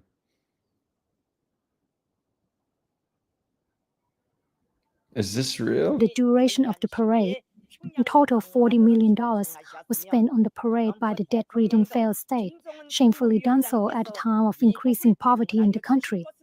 Many have noted how pudgy and overweight the Trump looks at a time when Americans struggle for food. Unable to tolerate political dissent, the inferior leader's supporters shot dead an opposition politician in one city, while in other locations, a protester was shot and a follower of the cult leader attempted to drive his car into the crowd. The propaganda exercise was swallowed whole by the dull of mind and incurious of spirit. The helpless sheep believe themselves to be the envy of the world, but the world laughs in their faces. If that was a real translation, that is fucking amazing. Oh, it's not real. Okay, I'm seeing in the comments. Okay, yeah, that would have been surprising. I mean, I do imagine that their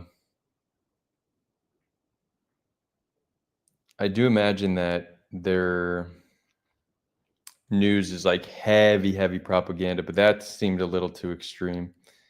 Oh, by the way, I see we're not giving any here on. I'll share the screen on. Sorry, Discord, for not sharing that earlier. So maybe that's not what I saw, or that's not what I heard existed. Okay. No.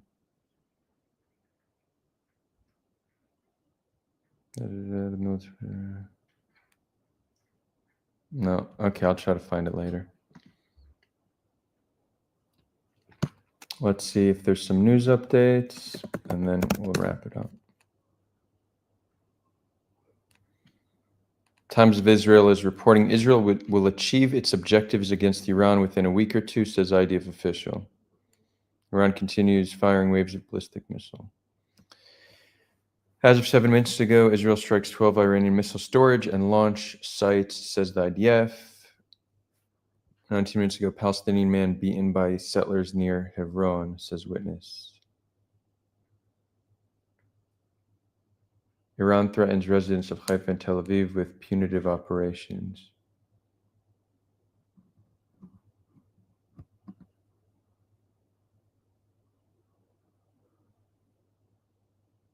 Trump says he doesn't want ceasefire, but rather real end to the nuclear issue. Okay. Nothing breaking. Let's do one more review of Twitter, and then we'll decide what's next.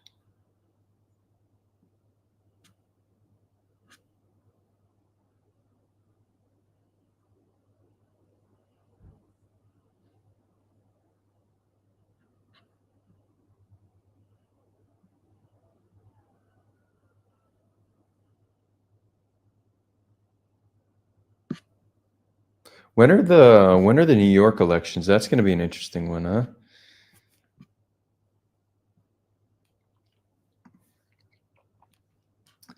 When's the New York elections? NYC mayor race date.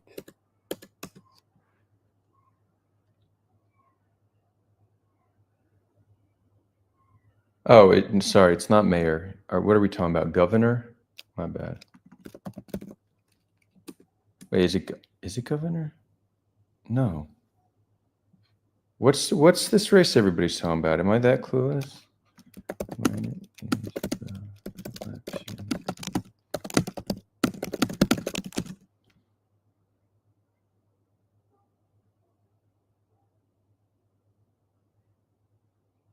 New York City. Oh yeah, it is the mayoral race. Okay, 2 key events. Oh, okay. Sorry, it starts with who? Democratic primary. Early voting. Okay, June 24th. How's the polling?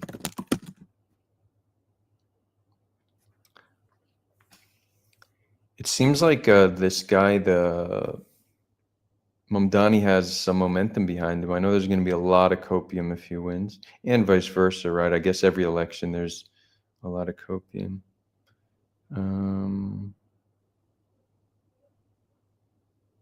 Oh no, he's not close to winning. With ranked choice though, because it's ranked choice, so not total. Okay, I guess we'll see. Cool. We'll wrap it up. Let's wrap this up. Thank you all for tuning in. What will be the next live stream? Oh, maybe tomorrow. I think the plan was tomorrow to do a community live stream. So have the we'll do like a chill room on Discord, but have the entire community there. So those on Discord now, stay tuned. And those watching on YouTube, thank you for tuning in, and we will be back tomorrow.